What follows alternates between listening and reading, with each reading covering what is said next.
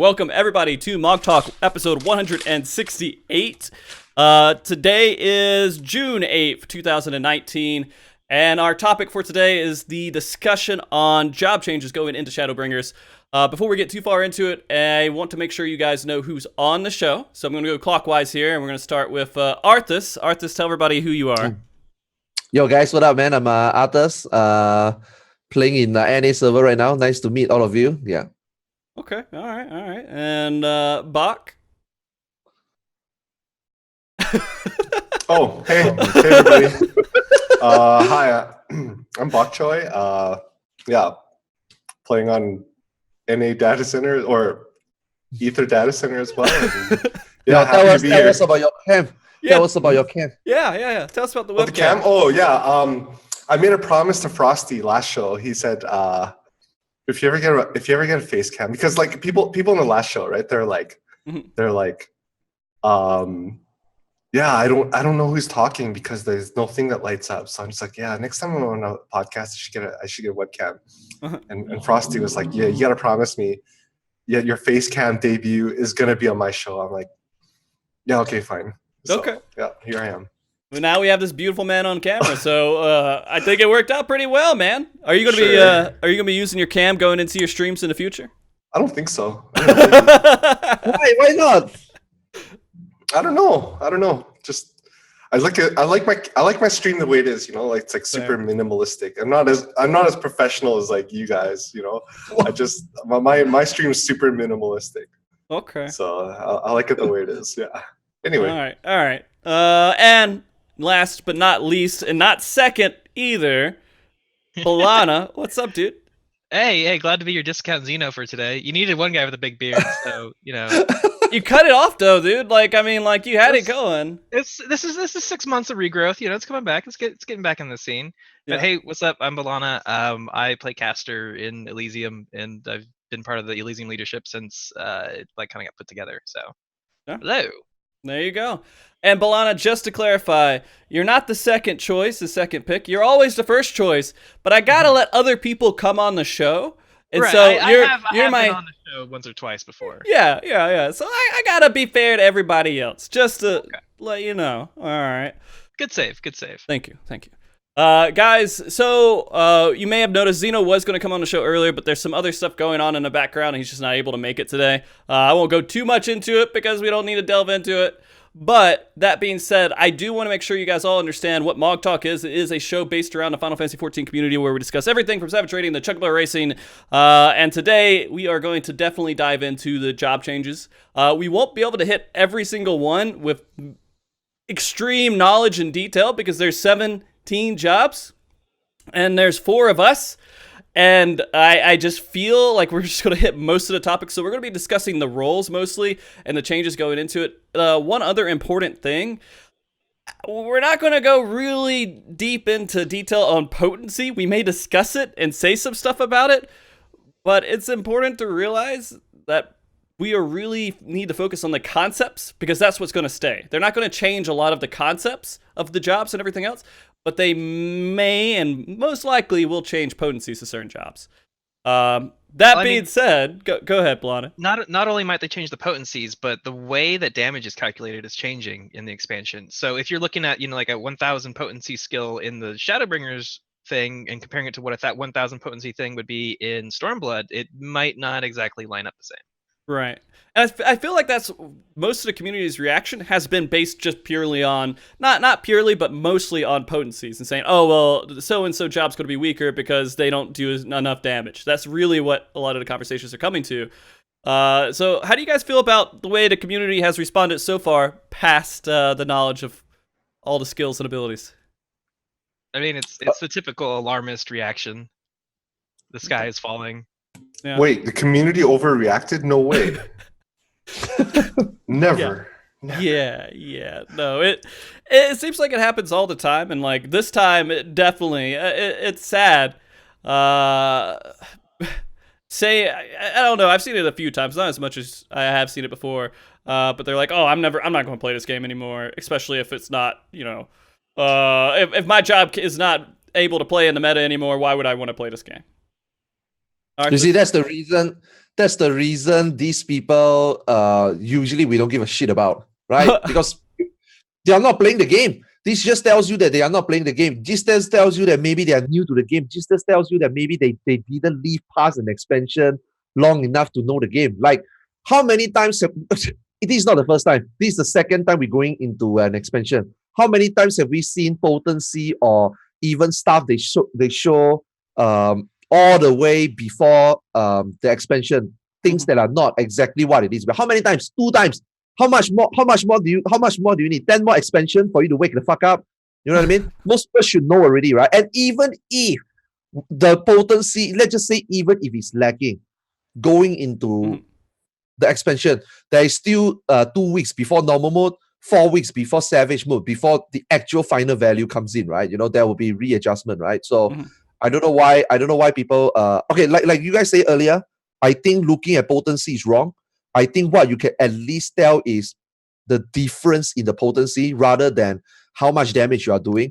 I think that maybe gives you a better understanding of, you know, maybe you call it tier, but even so, right? There's so many going on because Final Fantasy 14 is not just, unless you're a samurai or black mage.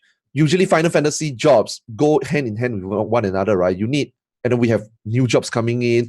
We have changes in healer, bosses fight, everything comes in together. Then you will start to understand which job is better or suited for, you know, playing with what job, right? So in terms of overreacting, I would say maybe not. Just I would say maybe they think too much.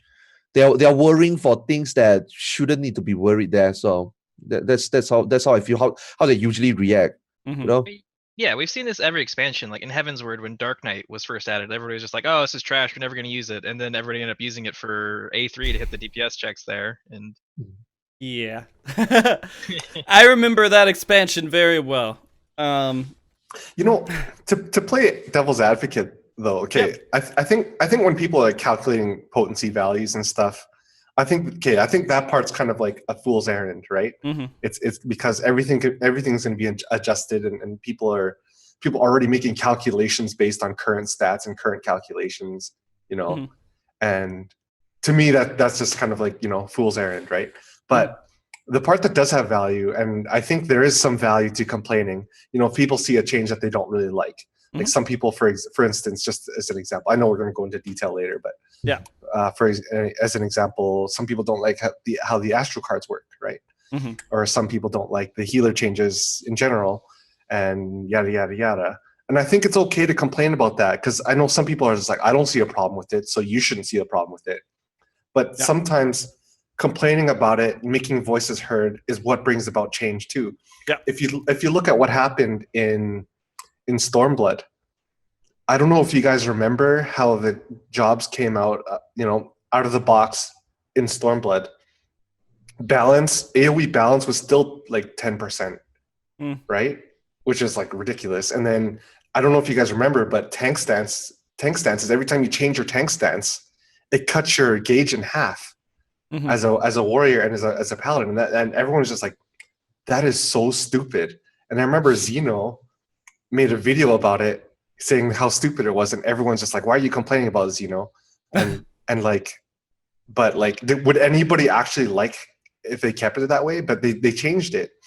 If you look at the patch notes in 4.05, which is the patch leading up to the raid content, and that's the patch that matters, right? Yeah, it went and fixed all the stuff that people complained about, and almost every single job saw some degree of change, right? So what people see now, if you're gonna say, I don't like this change, yeah, please go ahead and say that. You have that right to say that. And these things bring about change in the future patch, because I guarantee you, Square Enix, the devs, are listening. But where I draw the line is when people are just like, this game is stupid, I don't want to play it anymore, or like, this job is stupid, right? Yeah. Everything can change. Yeah.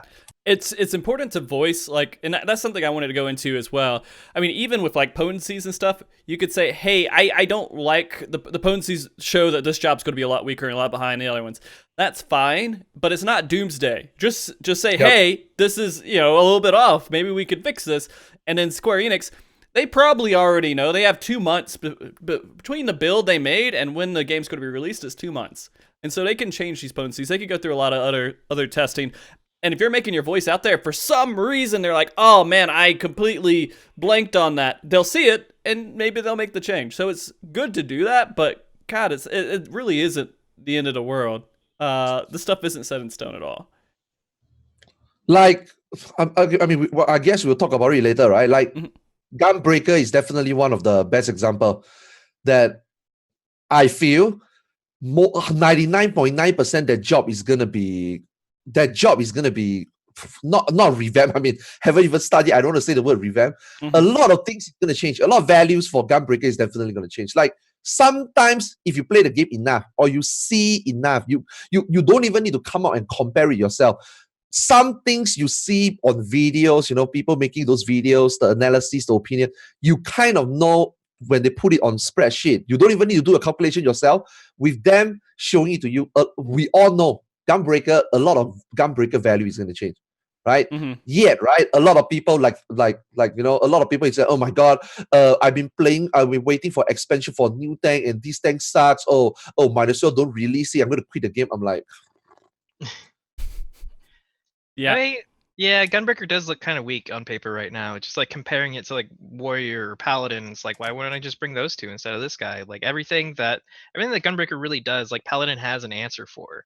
And in some cases it's a little bit better. Like Hollowed Ground compared to their Invuln is, well, you drop to 1 as a Gunbreaker for some reason, but you get the Hollowed Ground effect. And it's shorter too. So there's a lot of things that I think Gunbreaker's probably going to get bumped up a little bit to make it a bit more competitive. Yeah. And that's probably going to be one of the first topics that we talk about here is tanks. I thought we were getting into it. Yeah. I mean, we could go ahead and get into it. There's a lot of these other points we can come back to too, just general points about everything. And I'll say this. I mean, Gunbreaker, there's some stuff about it that's a little bit goofy for sure.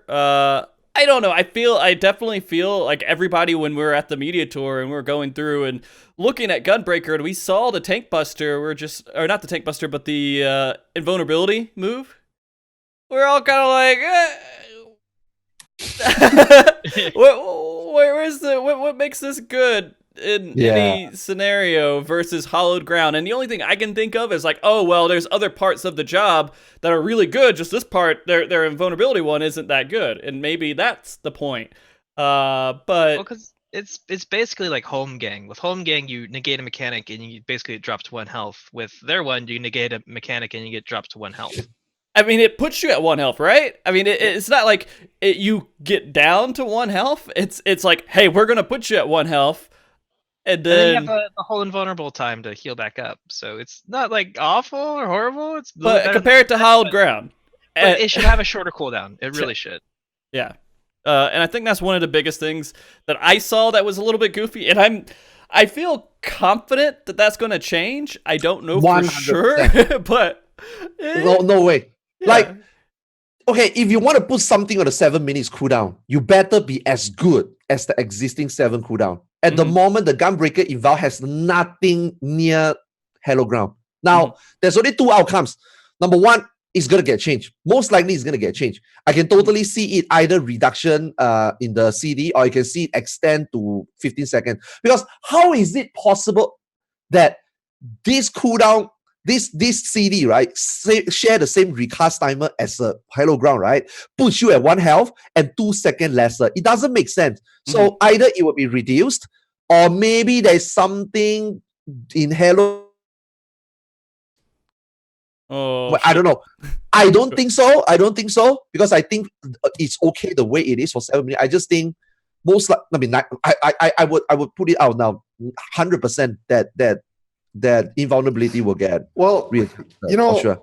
I mean, maybe it will get adjusted. Maybe it needs to get adjusted, but like, not every job has to be, like maybe that's its weakness, right? Maybe I would rather, instead of just seeing that part adjusted to be as good as Hallowed Ground, maybe put its strength somewhere else. No, but I wouldn't mind that either.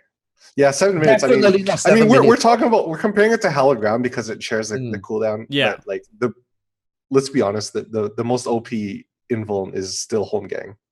Right. Yep. Yep. So because of the 3-minute cooldown. But yeah, the fact that it's like worst of both worlds, it's like it's got the worst effect, arguably the worst effect, and the longest cooldown on top of that. Like that doesn't make any sense, right? Mhm. But at the same time, even if they left it the way it was and put like Gunbreaker strength somewhere else, I'd be okay with that.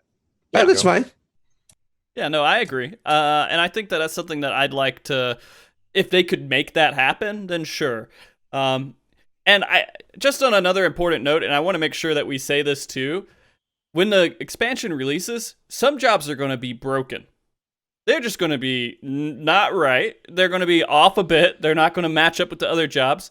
But when do you we don't have a PTR, so we're dealing with testing within the release of the expansion. And so when we're going through the first few days, when we're starting to get into extremes and we're starting to see what these jobs actually can do, before the raid comes out, because what's the length? It's a month, right? Before raids normally come out.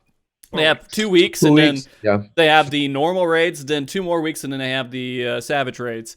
And so they're watching all these numbers and all these results and everything else of massive amounts of people testing these jobs out in these scenarios. And that's when we see these changes, is right before those raids come out.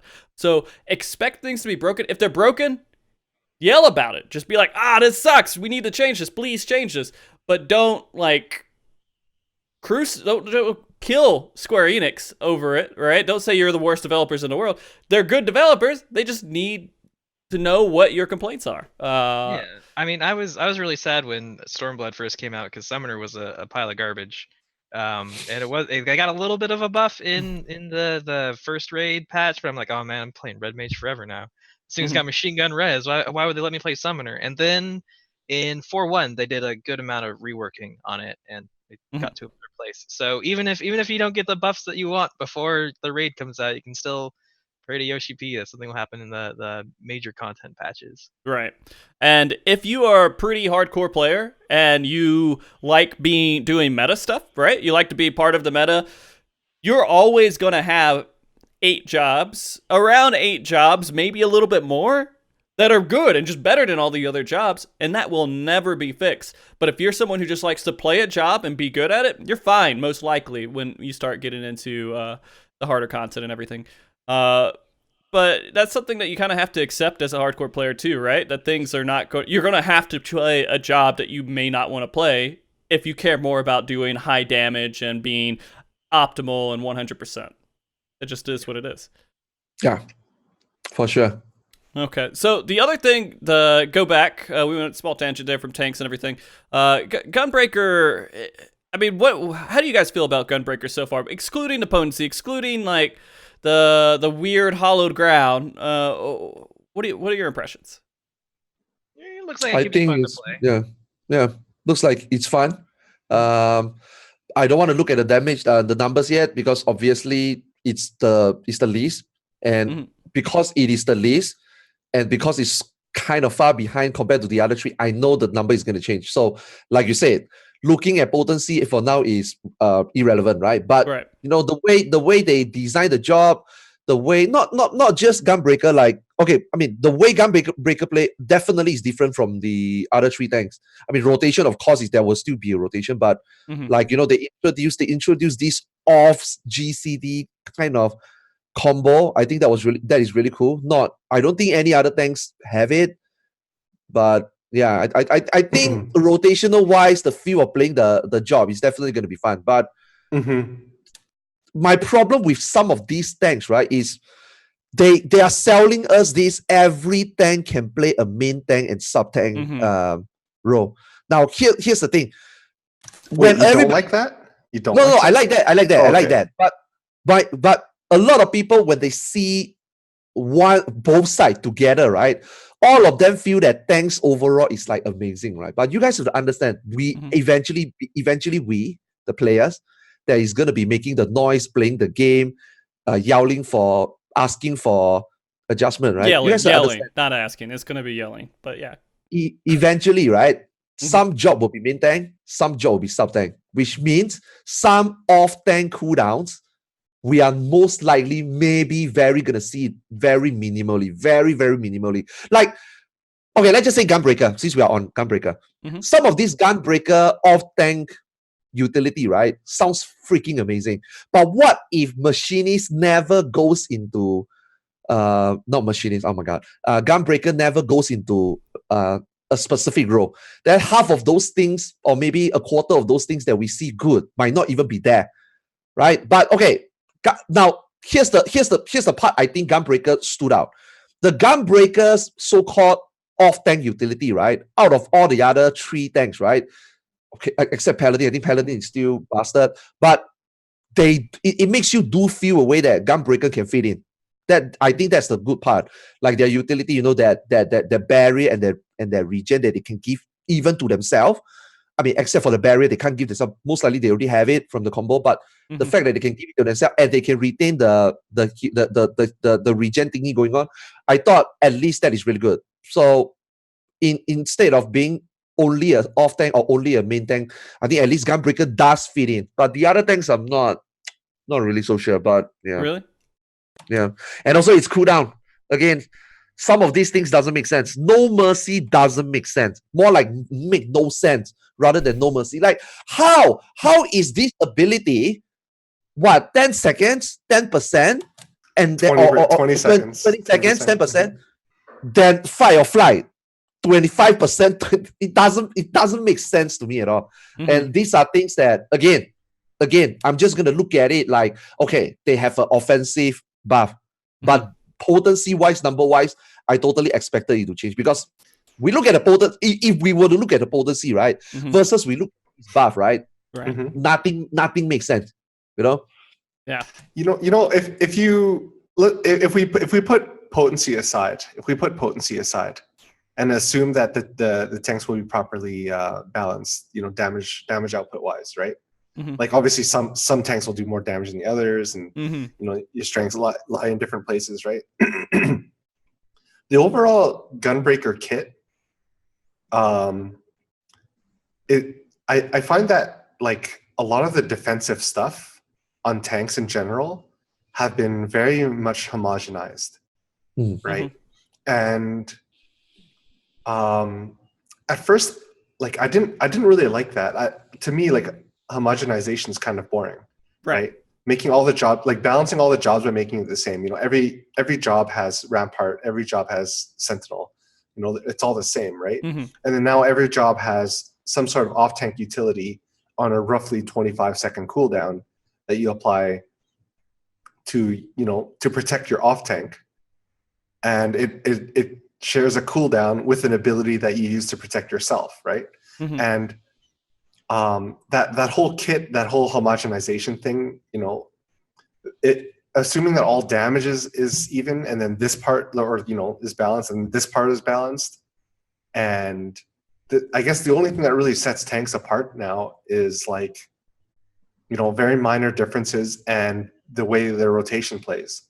And as a lot of people have said in chat and just in general, the machinist, so you got me saying machinist now, Arthars. Okay. I don't know why I keep saying we're it. talking about earlier. Yeah, we're talking about earlier. They both have a gun, I guess. Okay, but yeah, gunbreaker rotation seems really fun. I mean, you know, you have your combo, and you have your super combo, and you have a dot, and you have, you know, your off GC. I don't know, it just seems pretty cool. Yeah. You know, your charges, your cartridges and stuff. I don't know. I just think it seems the rotation's well designed. And if we don't have to worry about balance, like damage balance that much, and then their cooldowns are homogenized, I mean, I think it's a pretty solid job. Right. And so I guess, like, talk about homogenization overall. How many I mean, when we start getting into making these tanks different and everything, we have to start talking about different concepts of how they approach basically the same thing in fights, right? And it's hard to really balance that out. I mean, what could you do to make them less homogenized when the goal is to prevent X damage or stop this from being so difficult? You have a few different ways of doing that, and I think we'll get into the healer conversation a bit about this too. It's like, I can shield damage, I can increase my health, so I have that much of a way of preventing damage, and then I could just percentage-wise stop the damage completely. Like, what else can we do to make tanks interesting and separate and different? Well, I think one thing that Bach kind of hit on a little bit was because they're homogenizing all these things. One way they wanted to differentiate them before, when they were saying, "Oh, we want to have these guys be main tanks, these people be off tanks." And what do we see now? We have these main tank, off tank abilities, this personal or code tank cooldown that share a cooldown with each other. So it kind of feels a little bit tacked on, like they were originally going down this path where you're only going to have one of those two, and instead like, oh, let's give them something else they can give their buddy, but make them choose between the two. So that gives you the flexibility between main tank and off tank, but then you lose the identity. See, You have either option. I don't mind that, and I guess in light of these changes, I'll be honest. I mean, this might seem like blasphemy to some people, but like I'm starting to warm up to the whole homogenization plan. I mean, if they play differently, but you know, they're homogenized in the ways that you know, if they're too different from each other, then one job is just going to outshine the others, right? And I don't like the main tank off tank dichotomy either, right? So like I'm starting to warm up a little bit to the homogenization plan, as long as they play different. As long as like when you play one job and you play another job, if you know it feels different, and you're just like, oh yeah, this is fun. And you play this other, oh yeah, this is a different experience, right? But then at the end of the day, you're not crippled in one area and super strong in another area. I think that's okay, and I'm really glad, because I was kind of worried. Yoshi P made some comment that something about, you know, main tank and second tank, and I didn't want them to kind of take the 4 tanks and have 2 of them that are clear cut better main tanks and 2 of them are clear cut better off tanks. I don't like that. So the way that they have it now, you can pretty much choose any tank duo combination out of the 4, and you're gonna still have a, you know, fully functioning tank duo, right? So that's fine. Yeah. I mean, I actually feel that okay. Initially, they wanted to sell us the off tank sub tank idea. Now, when I first heard it, I'm like, that's fine. I have no problem with that. But when they now reverse it, okay, I don't want to say reverse. Maybe this is their plan all along. They eventually make it seems like every tank can play both roles, right? I also don't have a problem with that, but I also know by the time Savage comes out, we are gonna see an out and out main tank. We are gonna see an out and out off tank. Like, honestly, how can you see? There is no way we see Paladin as a main tank. No way. I mean, it could change, obviously, but there's no way I see how Paladin can be a main tank, unless you want to bring Paladin plus something else. Because Dark Knight changed. We still do not sure where Dark Knight is going to hit in terms of the 4 tanks, you know. Gunbreaker, at the moment, it just seems, at the moment, on paper, if I were to, you know, take potency and the cooldown it is, the numbers of the cooldown, the subparness, usefulness of all the cooldowns, I can tell you, Gunbreaker right now, don't waste your time at the moment. If Stormblood's released right now, play it. Don't waste your time trying to optimize it or even bring it to proc. I say that right now, right? So obviously values will all change, but at the end of the day, I am pretty sure we will still come out with a solid main tank and a solid off tank, 100%. Well, now, okay, so for sure. I mean, there's going to be a hierarchy where it's just like 1, 2, 3, 4, and it's just like the higher you are up on that ladder, that means you're going to main tank, and the lower you are on the ladder, you're going to off tank. It's always going to be like that. So I think I want to get into this discussion about main tank, off tank just real quick, because when we talk about main tank, off tank, and you're starting to get into really deep optimization, it's okay, who pulls first, right? Then how do we reduce damage between these 2 tanks most optimally, right? It feels weird, again, and this is always how I felt, like when you start to get really deep into like, how do we optimize this fight completely? It's how do we keep our damage uptime as much as possible? But now, guess what? No tank's damage is really reduced unless if we're throwing in these effects where, hey, if I'm not being attacked, my damage is reduced, right? So main tank, off tank still feels like weird. Yeah, so it feels kind of weird describing it that way, because any tank, you just look at what tools are available and what cooldowns you have available between the 2 tanks, and you put that person in there to reduce that damage. And with Paladin, it works kind of nice because you cover and you can do it, and a cover is pretty freaking amazing in that off tank role, right? Broken, right. Yeah. It's broken. It's the only ability. Like, we all thought that intervention. I mean, okay. when they first released it, when they released intervention and the way cover is, it was obvious that Paladin is never going to main tank. It's obvious already. On the get-go, we just know already. It's impossible. No, it's possible, but no one wants to do that, right? Obviously. Now, I'm glad that they didn't do anything about Paladin, because aside from cover, which is broken, everything about Paladin I thought was really well designed. Like the way it's supposed to work as an off tank. Now, at least there's an identity, which is what they always selling for, an identity. Now, after these new tanks stance changes, will like I say, I come back and say again, will Paladin still main tank? What situation? Okay, it can, but we always look for combination. In what combination can Paladin main tank? It's hard to see now, but at least for Paladin, I don't think they need to worry about even if they are a full out and out off tank. I don't think Paladins needs to worry about, because why? It is that good. Intervention and cover, even after so-called nerf, it is still that good. I'm not sure whether we'll be talking about individual jobs more, but I think cover will still be good. So I don't think Paladin have anything to worry about, to be honest. I think cover got hit a little bit too hard, because it still has the 2-minute recast. It got rid of its damage reduction is gone, and now it costs gauge. So that's most of your gauge abilities only don't have a timer on it as well. I guess that would prevent. They're trying to prevent the case where you just cover somebody and then Sheltron twice, so you just block everything for 12 seconds.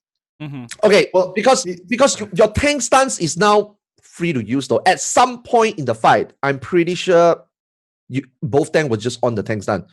So naturally, even if you cover, right, you will get. I think there's a damage reduction, right, for tank mastery. So nope. Is that? Well, they get that 20%. That's universal. So yeah, you're not gonna double dip on it or anything. Yeah. So I mean, you just don't take, and that's the beautiful thing. You're always in tank stance. It's just, do I do immunity or not do extra immunity with my attacks? Okay, I don't necessarily agree with you on Paladin, like not 100% Arthars, because like currently, in Stormblood, Paladin is clear cut the best off tank. They're well suited to protect their the main tank, using cover or whatever, and they have intervention. But like intervention, okay, that was something that's somewhat unique to Paladin, and is a strength of Paladin, where you can basically pop a cooldown for your off tank, right? And then they went and gave that to all the other tanks. Dark Knight already had it, but they buffed TBN from 10% to 25% when you're using it on your teammate. And then Gunbreaker has Heart of Stone, where you can protect your teammate, give them a shield and 15% mitigation.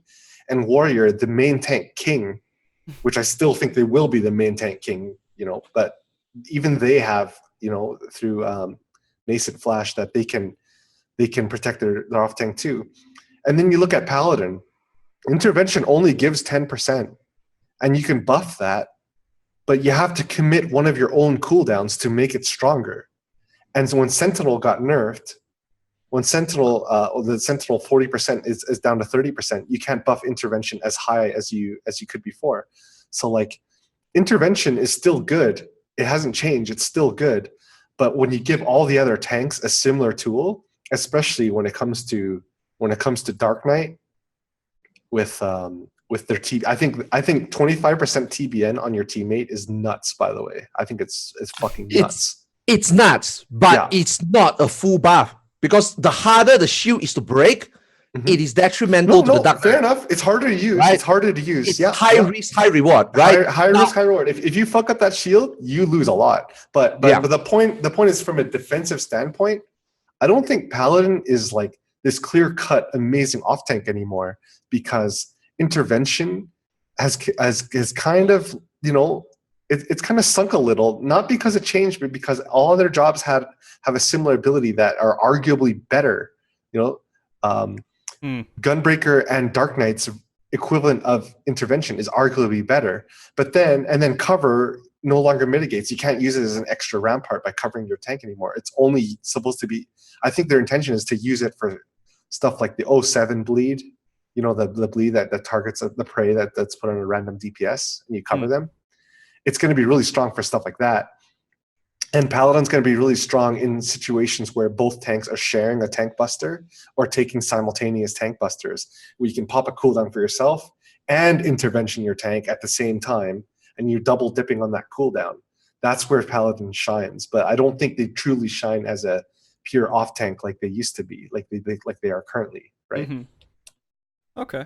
And I mean, that's kind of what they wanted to do, right? They wanted to say everybody could theoretically do pretty well in both positions. You could just go up there and tank and just make it work. And I mean, this is going to be true, I think, absolutely for the non-super optimized groups.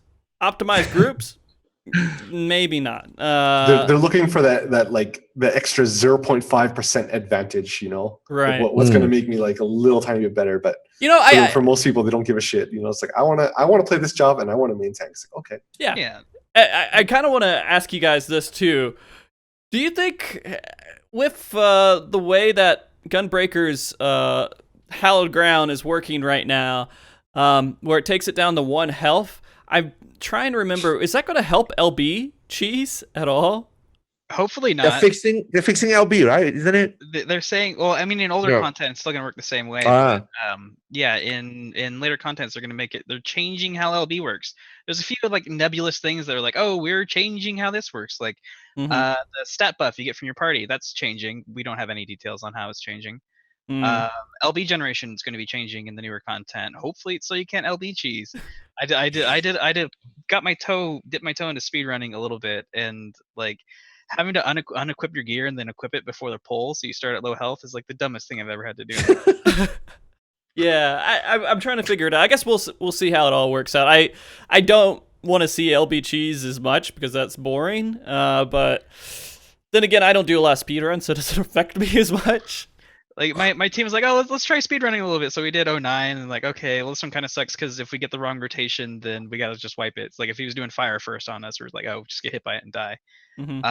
We did Midgar Summer, and that one was all right. You had to stand in a lot of stuff. You usually win it just to take extra damage to build more LB, and then you LB3. I only like it because you cast your LB3 all the nails in the intermission. I gotcha. And then we got to 11, and like the top run had like 8 melee LB3s. And we're like, what? And we're just like going through. We're like, okay, well, I guess we just have to get hit by everything and always be at like almost no health and keep getting healed to full. And it was getting a little bit too ridiculous, I think. And I'm glad they're going to be stepping in there and changing it. Wow. All right, it was just a curious thought I had.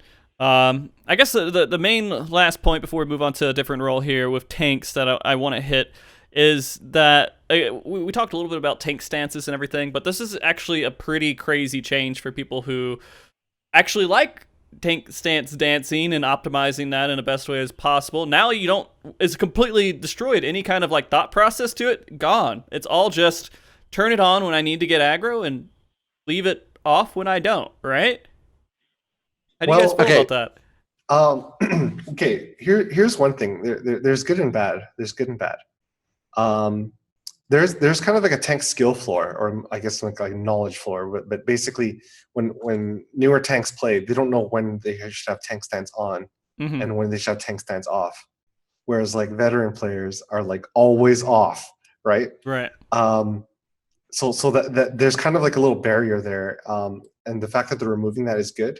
But some people also appreciate the fact, even veteran raiders appreciate the fact that tanks always have this option where when shit starts to hit the fan, your off tank is dead, or for whatever, maybe you have 2 vuln stacks or something, or when your healer is dead, you can sacrifice your own DPS output to improve your defensive capabilities by turning on tank stance.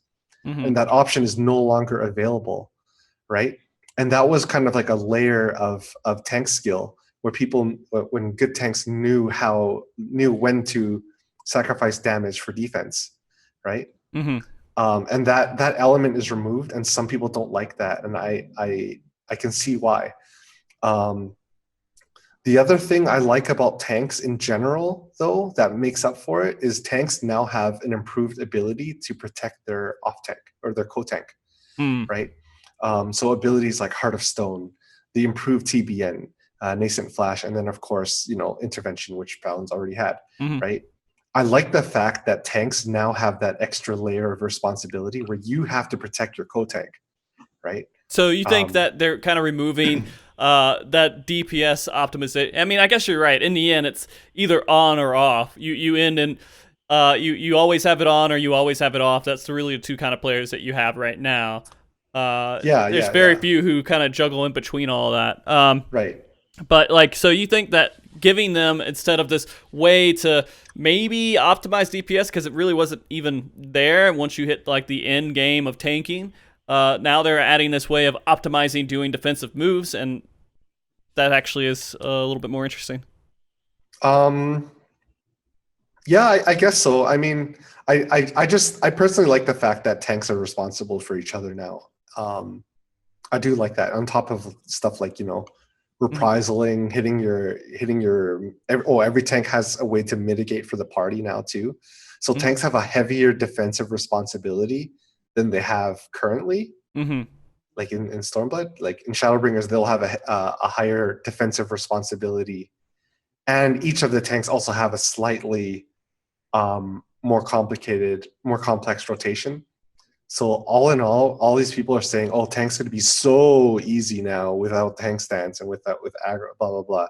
I think tanking is going to be a little more challenging because you have more on your plate, in my opinion. I don't know if you guys agree. I don't know if you agree, Arthars, as a tank main. Tank stance need to get out way early. Okay. Yeah, way I early agree. than this already. Okay, now whether you juggle your tank stance to do more damage, that is up to individual. Okay, but this idea is already gone the moment we hit 4.0. This idea is already, it's there to confuse people. Is the tank stance pre 5.0, right? I mean, we are going in. Is there to confuse people? Is there to confuse new players, especially new players? Veteran tanks obviously don't get confused, but it confuses them. Hit combo, tank stance is there to confuse people. It gives these people excuses that we need to be in tank stance because we are tank, right? That's other MMO. That's not Final Fantasy 14. If you want to play Final Fantasy 14, you need to learn how to not use your tank stance, which then defeats and collapses the whole idea of tank stance.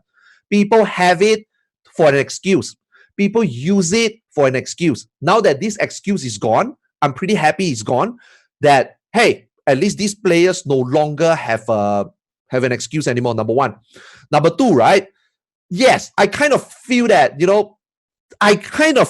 not, for me personally as a tank player, I kind of feel like not having that Defiance and Inner Beast is actually, it's huge, right? Like, as much as I say you don't need it, but like what Box says, oh shit, situation happened, that Defiance and the Inner Beast is actually really huge.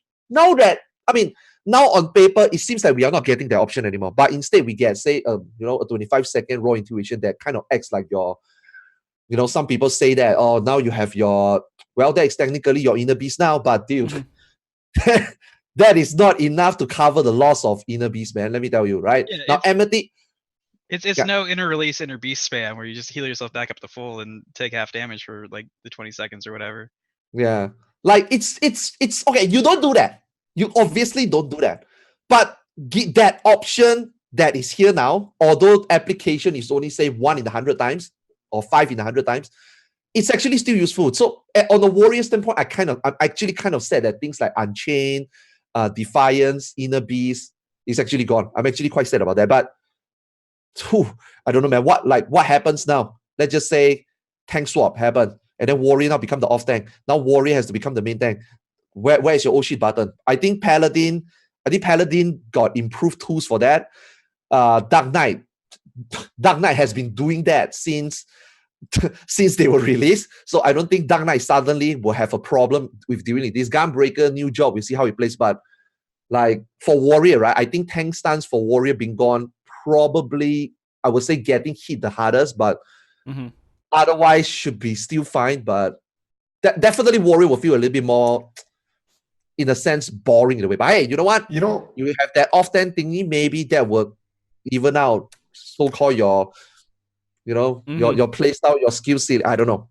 At least you could equilibrium now without going into Defiance. You can just heal yourself. Yeah, but that is only if you attack stun. So that's the only plus side. But yeah, that's the only plus side. Yeah. That's It the only does, plus it does side, right? lessen the blow a little bit. Yeah. Okay. We can wrap up on tanks for right now. And for everybody watching, we are going to probably hit every single role again. We might not go super detail into certain jobs, just because like there's only so much time in a day. And the other part, I think it's interesting to hear about all the different roles in their different respects. So if you like play tanks and you're like, oh well, no more tank conversation, I want to leave, feel free to. But it's probably good to listen to all the different changes that are happening with the other roles, because every other role in a raid affects how you're going to play and how you're going to do different things in the game. So it's good knowledge overall. That being said, I think one of the biggest just conversations, I had a show about it before Shadowbringers information came out, was no new healer. So what are they doing to healers, right? How are they improving the healer situation? Are they balancing the healer situation? That's what they said they're gonna do. Do you guys feel they fixed the balance with healers? I mean, I'm not a healer, right? Okay, go first. I'm not a no, healer. I'll sure. go last. Okay. No. That's all I wanted to say. I'm not a healer. I'll Okay, go last. okay. I mean, I'm not really like a healer either, but I mean, looking at it, they've gone the homogenization route here as well. Like everybody, all the healers kind of got an answer to what the other jobs had, and they kind of leaned a little bit more into their specializations. Like Scholar got some extra shielding, Mhm. but they also got more AOE healing options, to kind of like cover up those weaknesses. And but each one still has their kind of like one little unique quirk. Like White Mage has the lilies that lead into a big nuke. It's Which was fun to use. I used it a couple of times, but I mean, it's maybe the least impressive out of the unique Yeah, features, yeah. because Scholar still has the fairy that they turn into giant fairy, and Astro has the cards and the ability to switch into the double sect or whatever. mhm. So they all have, a way to stand out while being able to answer the utility and kit of everybody else. But the healers are the ones that are affected the most by encounter design. Everybody else is just hitting the Mhm, boss. Everybody else is 100%. doing damage. Like Mhm. the boss design is what determines how much actual healing you're going to be doing. Now, with how neutered the DPS rotations got, hopefully there's a lot more healing that needs to be done. Mm-hmm. Well, I mean, like, after people are geared and really well equipped to handle the fights, I can't imagine, like, healers are going to get bored, right? There's just no way. If they can clear it without the gear, once they get the gear, they're going to start getting bored. I feel like that level has always been kind of there. Like, healing was a lot more intense when you first do a fight, when you start to get a little bit more geared and understand the fight better. Then you start to get into how do I optimize with DPS and everything else. And now that level is kind of squished, where there's not too much more you could do besides spamming kind of the same buttons, right? Yeah, fair. All right. But okay, on the topic of healer balance, Sure. I never thought balance was the issue in the first place. Okay. Like I always thought that is like people are gonna say, yeah, Astro Scholar is Mhm. the meta, right? And then because it's DPS optimal, right? But I didn't feel like White Mage is that far behind, and I felt like there were merits to bringing a White Mage. So as far as healer balance goes, I mean, it was never that broken to begin with. Like maybe White Mage could have used a little bit of a boost, Mhm. but I don't even think that's the issue. And I don't think balance is the heart of the problem that people are complaining about. Now, with respect to the Shadowbringers changes, because we talked about DPS and getting bored and stuff, it's no secret. Healers want to heal more, and that's something that all the healers have made known. They want healing to be more. They want playing healer to be more about healing and less about DPSing. So what did Square Enix do? It's like, okay, we listen to you guys. Healing is we want healing to be more about healing, so we're gonna dial back the DPS options and DPS abilities and add more healer utility. And I think that's the wrong way to go about it, because that doesn't make healers heal more. Like Balana said, the amount that healers have to heal is determined by the content, the encounter design. That is the that is the important part. Mm-hmm. And we don't know anything about that yet. So, healers that are all doom and gloom, just hold on. Wait for the encounters to come out and then judge. But I still think that it was a mistake on SE's part. They're like, oh, healers want healers to be more about healing and less about DPSing. So we're going to give them more healer tools, stronger healer tools at the expense of DPS tools. And that doesn't make healers heal more. That makes healers heal less. And I don't think they realize that. And when they made those changes, I'm just like, this must be in response to people saying they want to heal more and they want healing to be more about healing. But I think that it'll backfire in a way.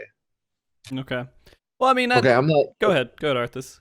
Okay, because I don't really go in depth into understanding healers, but what I feel like Box says, I never really felt that either of the three healers were useless at the moment. I actually felt that they were pretty balanced. Like White Mage got their merits, right? If you want to proc, if you want just someone, you know what? Okay, this person that I bring in, my friend, pretty good, right? He can do barrier on his Astro Scholar, fine. You just come as a White Mage. Maybe you don't do as much damage, but at least you can cover the healing portion. Yay, right? It's good to bring a White Mage in this type of situation. Like, we don't want to talk about optimization, because when we talk about optimization, whether your role has got 3 jobs or 10 jobs, it doesn't matter. We will always bring the 2 best. But if we were to look at White Mage as an overall, right? I honestly didn't feel like bringing a White Mage will cripple you and not do something. But in fact, bringing a White Mage can actually, put some burden more on this healer, and then the other healer can do something else. So I actually thought it was okay. Like, the identity of these 3 healers, I actually thought it was okay. Now, coming into what I think most people is most concerned: healer DPSing and or healer not DPSing. Let me tell you this: there's only 2 types of healer player in Final Fantasy right now. One that likes to DPS, and one that is, like Box says, seeking to heal more. Most healer probably think that way. But there is a lot of Final Fantasy 14 players that play healer, right, to not want to heal. Already out of their mind. They already don't want to heal. They already dropped the concept of healing in Final Fantasy 14 versus healing in the other MMOs they were playing. Some healers play healer just to not heal in Final Fantasy 14. Now, the healer community is already split into 2 already. You have one part that doesn't mind more healing, and you have another part that don't want to heal. Now, the part that wants more healing, they found out that they can't heal more. So where do they go to? They try to do more DPS. That's why you see a lot of optimized. Like, I think even Bog himself, even Xeno himself is going already into, or like Xeno is moving into improving his. It's funny, right? When you talk about healer these days, nowadays when we talk about Final Fantasy 14, how can I improve as a healer? DPS more.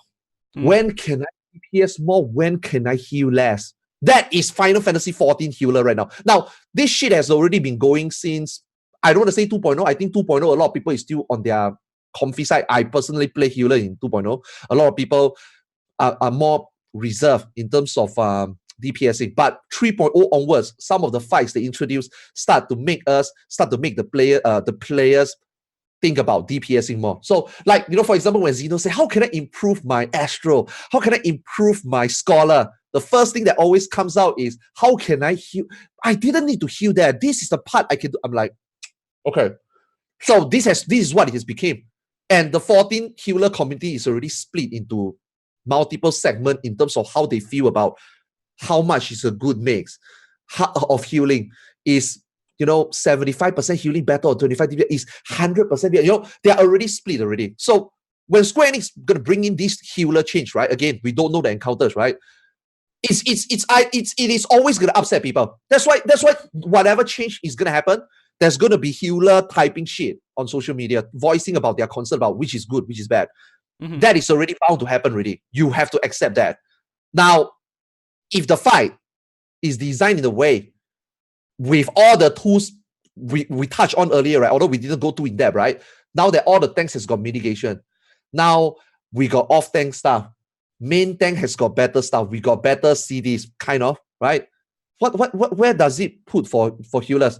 Like, Are you gonna just make the boss? Are you gonna just start the fight the moment you start pulling, and then you have a fucking Nisi effect dot on you already? Oh, the flood of light dot gets on you the moment you start pulling, and then healer have to be on the spot start healing already. Are we gonna get to that point and then we start to say, oh shit, now as a healer, I feel so proud on the get-go, I've been non-stop healing like a pure healer. Is that fun? Is that going to be fun even for people who wants to optimize? You know, like whatever outcome it is, right? I am pretty sure there's a faction of healers that's going to say, I didn't want this. There's a faction of healers that say, this is better. This made me feel more like a healer. Now, I reading chat a little bit.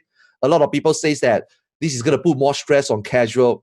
Yo, trust me, even right now, already minimal healing, we already have healers right now that is already stressed out because they cannot do more DPS, and then the party look at them and say, yo, you know, I've seen so many weird situations. I've seen people type in party, can you DPS more? And then I could go to another party and then people say, can you heal more? It's like, you know. So let's say you're in a party, right? And then you're doing a regular like stream and you're saying, hey, I'm going out, I'm doing this stuff, I'm doing a party finder and everything else. And you look at your DPS meter and you see the healers have barely any DPS. What's your thought, right? I actually because I came from JP, honestly, healer DPS to me, before I came to NA, okay? Coming to NA is like one of the biggest mistake ever. But before I came to NA, right? Whenever I see back in Midas, back in Gordius, when I see people do really bad DPS, I'm like, it's fine. They keep us alive. It's not easy to heal. They keep us alive. We still killed it anyway. And then got to Gordius, and then I'm like, you know, my white mage doesn't DPS at all, Midas. And then everybody's like, why is your healers doing so? I'm like, it's fine. It's okay, right? It doesn't matter, right? And then when I play Delta Scape, Sigma Scape, Alpha Scape in JP, why is your healer doing so low? I mean, it's fine, right? They keep us alive, right? It's not easy to heal, man, right? I thought that was okay. Some people also comfortable, okay? The JP are extremely comfortable with that. As long as they heal, usually in our JP static, we don't care. I mean, try your best. Try your best, right? Otherwise, we will do more. Like, it's the same for tanks, not just for healer. A lot of tanks also stay in tank stance more than my fucking stupid JP static leader until Sigmascape is in full grid the entire tier, the entire time. I'm pretty sure when he locks off, he's still in grid. Pretty sure in his sleep, he locks in the next day, his grid is still there. He is so bad, but I don't blame him because he is at least covering what should be done on his end. For me, back then, as a healer, heal 75%. As a tank 75%. We clear the fight, great. That's how I felt. That's not how the NA felt. That's not how everybody should feel. This is not how I cannot tell you that this is what you should accept. I cannot tell you that this is how you should heal. At the end of the day, the healers themselves or the tanks themselves needs to decide what is good or bad. And I'm pretty sure everybody have this line. How, like, for example, I bring Momo in. I haven't watched the healing show yet. I'm not sure what Momo say. I'm actually very curious. Like, I'm pretty sure Momo that I know probably will say he wouldn't mind healing more, but he's going to miss the DPS. At the same time, he is going to miss optimizing DPS. At the same time, he wouldn't mind healing. Like there are people like that. Those people that optimize like that will always optimize. Now, if the fight wants you to heal that much, by the way, Arthars is not a healer main. I'm not a healer main. I'm not a healer main. None of us are. I heal a lot though. Yeah. But I'm not healing. That's why I'm just talking from the perspective of how much I see people healing and how much people DPS. I can't tell you, like, you know, their functionality, but this is a situation healer. Is it Square Enix fault to make so much CDs? You know, we optimize our CDs, and it's not hard to optimize CD. Home gang, press all your cooldown. Now Final Fantasy 14 is so kind of, by now it's so easy to, there's no other way already. There's no other way already. You see a paladin, the guy is off tank. He's going to cover here. He's going to do this, he's going to do that. Like, healers, you got all your off GC to heal. You never need to heal. Now, fight design is one thing, right? They stretch out raid, AoE, they stretch out tank busters so much. I feel like I have to like stop you at some point, Arthars. Okay, I'm almost done already. I'm actually almost done already. Okay. So again, 5.0, the tools that I see, again, we don't know any of the fight. You probably know more than me since you are the media tour. The fights I anticipate, right, in 5.0, right, better than beating us to the ground on the get-go. Auto attacks, bam, 25% PBN shield, not enough. Instantly one hit break. Like, I expect something like that for We'll the see. healer to the point Mhm. that healing more becomes fun. Because a lot of healers right now doesn't want to heal more because of the fight. When they get to heal more, will they find fun in healing more? I Yeah. think that would depend on the dungeon or the primals of the fight. But right now, after they clear it and people get geared, will they still enjoy doing the content? how much damage are we talking about? So Yeah. I'm looking forward to Alexander Ultimate with like 5 minutes of J waves, just like constant increasing over time. I'm hoping. Does that make healing harder though? I mean, you're just replacing Malefics with Helioses. I mean, does that make healing harder? exactly. People relate healing difficulty with the quantity of healing that you have to do. I don't necessarily. Exactly. It's hard. I don't play healer and I feel it's hard to satisfy all the healer. I don't play it, but okay. It's hard. To kind of like piggyback off of what you said, how there's like healers who want to DPS and healers who want to heal.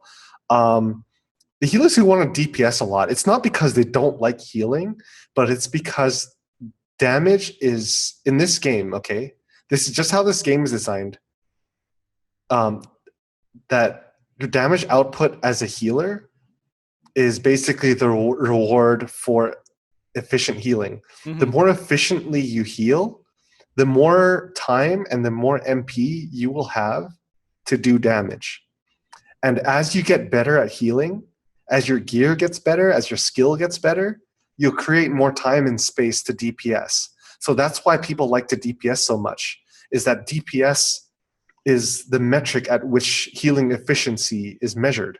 And I know that makes no sense to some people. And this is like, to people who don't heal or to people who haven't fully grasped the concept of healing in this game is, but like, the better you are at healing, the more damage output you're going to get. And it's very important to make that distinction between that and, oh, this healer, he plays healer and he doesn't want to heal. No, that's not the case. That's not the case at all.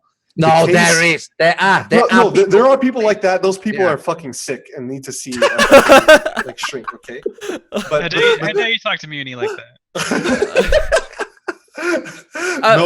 Let me add in one point here. Would you guys prefer more reactionary healing, where you don't know where the damage is going to go and you have to react based on after the damage is happened, where you're actually going to have to heal the person? Would you prefer that? A combination of both, man. You need a combination of both. Because I think I get a lot of, like, I play Astro a lot, and I get a lot of satisfaction in solving stuff like earthly star placements, because you anticipate the damage coming. You're like, okay, damage coming 18 seconds, place the star now, right? And then 20 seconds later, pop. And when it pops, you just, it feels good, right? You're just like, oh yeah, right? Yeah. But then at the same time, if it's like a mechanic where this person might take damage, like short stack, right? Like short stack, I don't know if you guys have healed O12 before, but healing the short stack is like you have to react to which DPS has short stack, right? And that part is fun too, because that part's reactionary. You know the damage is coming, you just don't know where it's coming, right? And that part of it is fun. So I like that. And to kind of go back to my a point I was trying to make, for healers who like to optimize damage output, just because they have to heal more doesn't make that less challenging or less fun. If you have to heal more, that means you have to be more creative and you have to be more crafty in ways to find the time and space to DPS. So you have to sequence your DPS spells and your heals in such a way that you can still maximize your DPS, even though you're not casting as many, DPS damage GCDs as you were before. It's still going to be fun to optimize when you have to heal a lot and you're still trying to find pockets to DPS, right?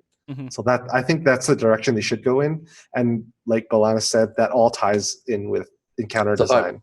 Yeah. I personally, when it comes to healing, it correlates with tanking. Like Final Fantasy 14, right? Is at the moment, right? It's not the type of game where you can just force people to heal more. You cannot. It's scripted. It's very scripted, and with how we utilize everything, right? Not healing and tanks work together. If you pop everything correctly, you don't have to heal more, you do more damage. This is baseline, right? Now, as a tank, right? Like healer, right? If you want them to make them do reactionary healing, right? Then the encounter cannot be scripted. Okay, if like when I play other MMOs RPG, sometimes the tank is gonna take double tank buster in a row. Sometimes you get lucky, the 1 minute you don't have to heal. You get unlucky, the same encounter, the same fight, different group might be healing way more in the first minute. Now, is that fun? I personally think that it's more variety. Now, to that individual healer, if they were put in both situations, how would they feel? I'm not sure. Some people most likely say this is better because now I know what I'm doing. I can do more DPS. The same healer in a different situation, if the encounter is designed that you get random damage, heavy damage consistently compared to another pool, then it's like, I prefer this because this makes me feel that I'm more reaction of healing. This makes me a better healer. All this comes from how the healer feels and how they design the fight. But for Final Fantasy, can they go that route after 5 years, making random stuff, making you do? It's the same for tanks, popping cooldowns out of cooldown. I cannot take this 5 times in a row. Like one good example is Mika Soma. When it does the tail end, right? There is situation, right? One of the tank could be tanking from first one all the way to the last one. That could be the situation. Now, those healer would be like, okay, shit, this guy is tanking. This guy is going to take tank buster from minute 1 all the way until we clear because Orangey, does this tank have enough cooldowns?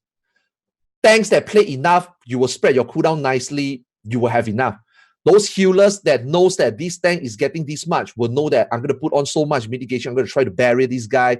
Usually I don't have to because he's swapping, but okay, I'm going to do it either way because now this tank is going to take more. Like those things make some people feel that healing is more fun. Those things sometimes make me as a tank, I feel fucking superior. I'm like, I can take this all.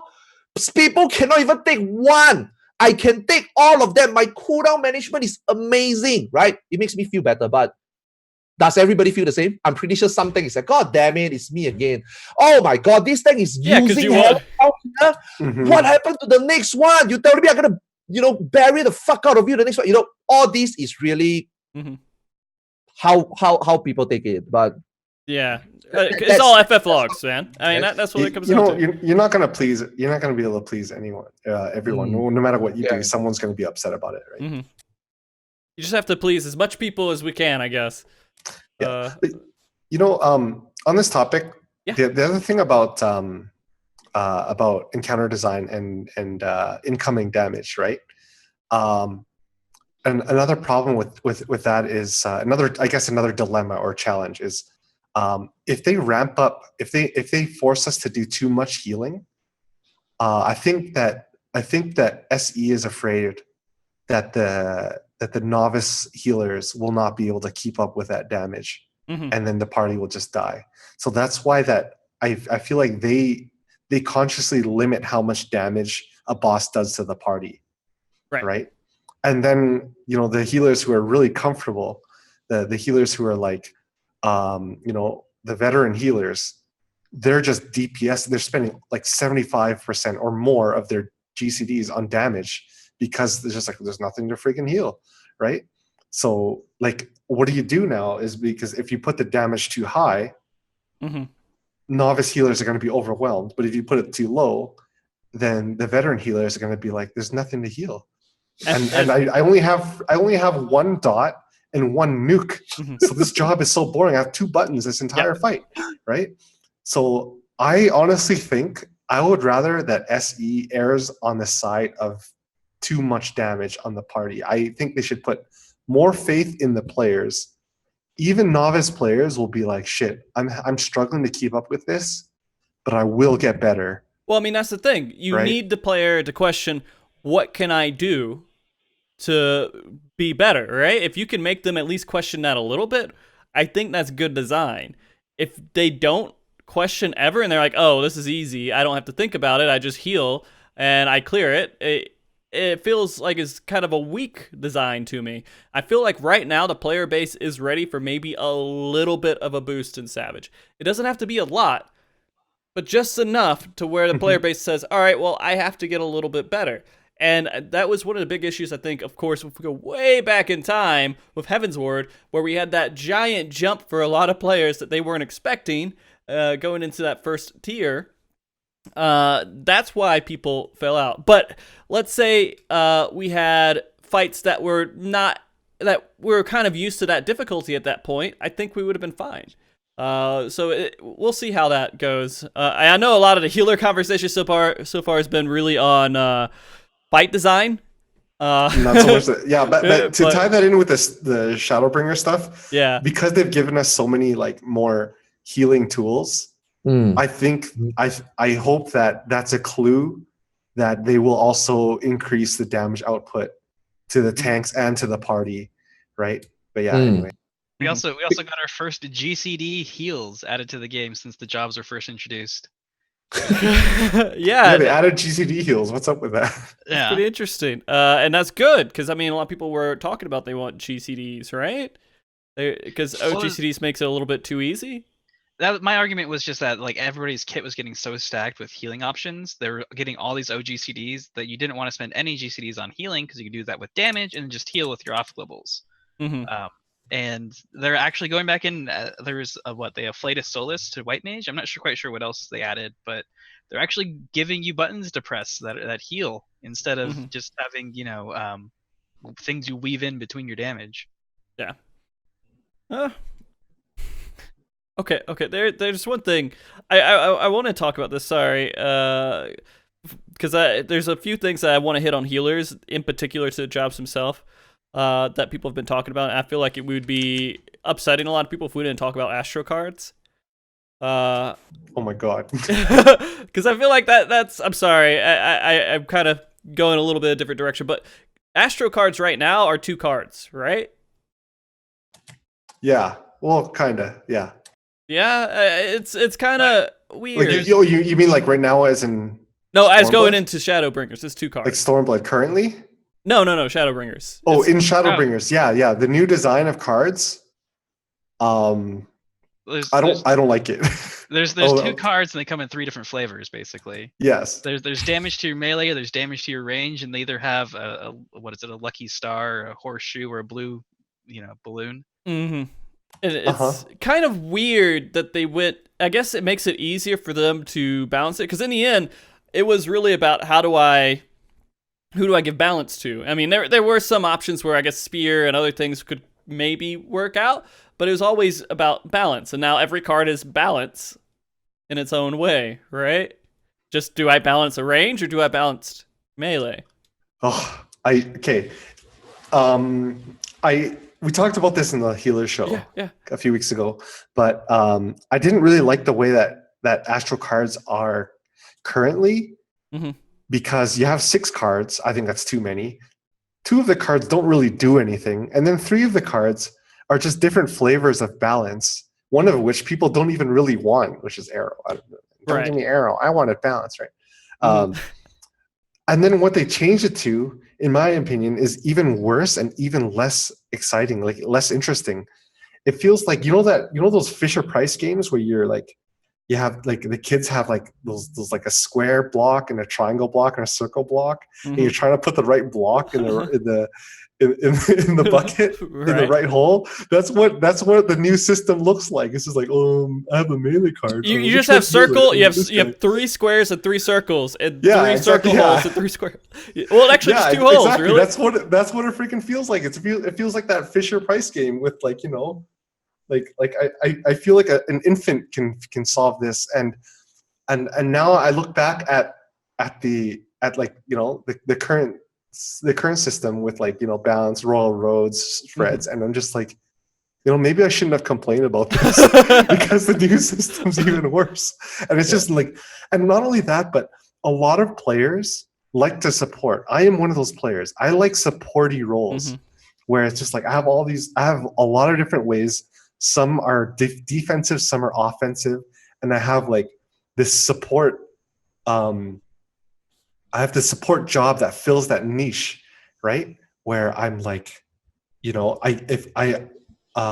struggling healing this phase, so I'm gonna give everyone a bowl, right? I'm Mhm. happy to have this bull. Or shit, man, I res so many people. I need a ewer. Sweet, I got that ewer that I needed, right? And then now all the cards just do one thing, and it's damage. So I feel like that support niche has been taken away, Mhm. and nothing fulfills that niche anymore. And like that's something that needs to be said too, because a lot of people like that about Astro, right? Well- Even though some of the cards are, you know, useless, I still like having them, Mhm. right? Yeah. I mean, they gutted the things the other cards would have done anyway. MP refresh is gone from everybody. Nobody can give like somebody else Right. MP. There's no mana shift. There's no Bard Song for MP, and so there can't be a Ewer, right? So that got cut out from that. TP's gone. There goes Spire. Bull kind of sucks that we're losing that. There's still, you know, damage mitigation that gets handed around that you don't really have an answer for. But you would never be able to depend on it, right? Right, right. It was a nice oh crap button, or if you're running a dungeon and with a tank that doesn't know how to use cooldowns, the only cooldown they have is bull. Mhm. So you give them the bull, and then all the other ones were just damage. So like 2 out of 3 of the cool diverse ones would have gotten gutted just by the system design at this point, and then all you're left with is doing more damage and preventing damage.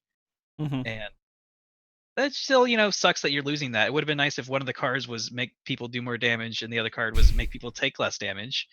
Then yeah, at least you would have had some sort of choice to make with it if you're drawing a card or not. Mhm. I don't really get this whole like melee versus range split they have on the cards. I don't know how I feel about that. I was I hoping. mean, that's the only variation they can come up with the at the end of the day, it's all about balance. Now, I as a tank, there are some situations like you guys mentioned, bow help. I sometimes appreciate it a lot. I'm a little bit sad to see the Astro no longer have it. But at the same time, I'm gonna say this from an outside perspective. Isn't that what you motherfuckers all want? Damage?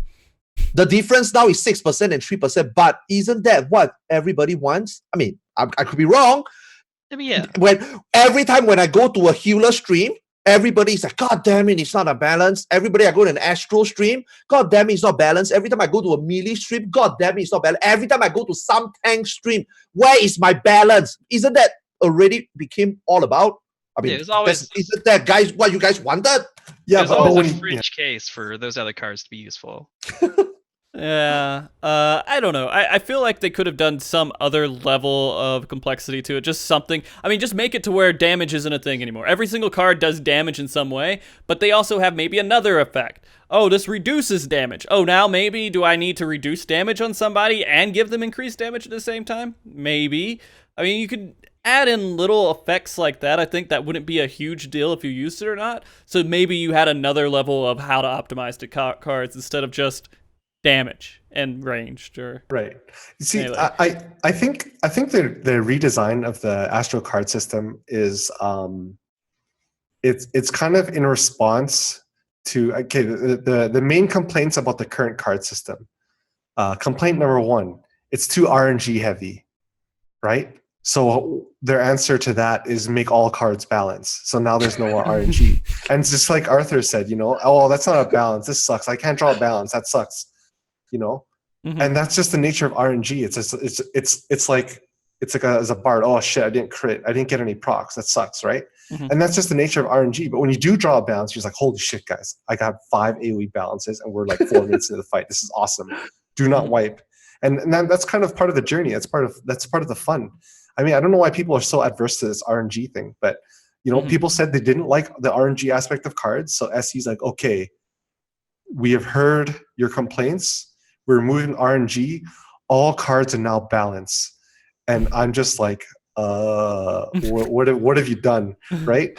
And then the next complaint was that there are too many cards and some of them didn't do anything. So then they just removed, and again, you know, their response was to simplify the card system.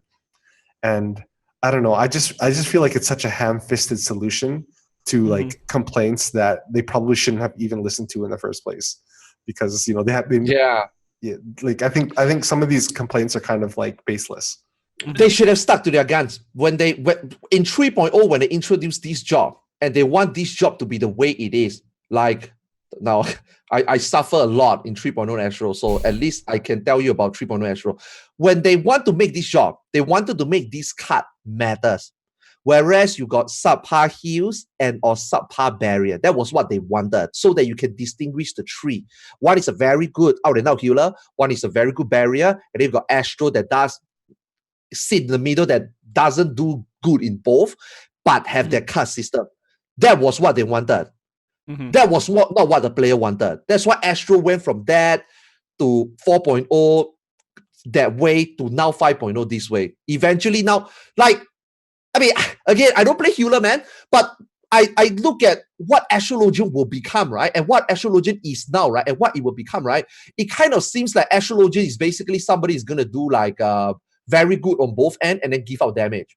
It went from the initial design they wanted to totally completely different to what they actually want it now. Now, of course they cannot just take out the card system, right? Everybody, like, instead of 6 cards, it defines the job, yeah. Yeah, exactly. It was their job identity, right? Which they are so fucking proud about. So where else are they getting? What else is going to happen to Astro?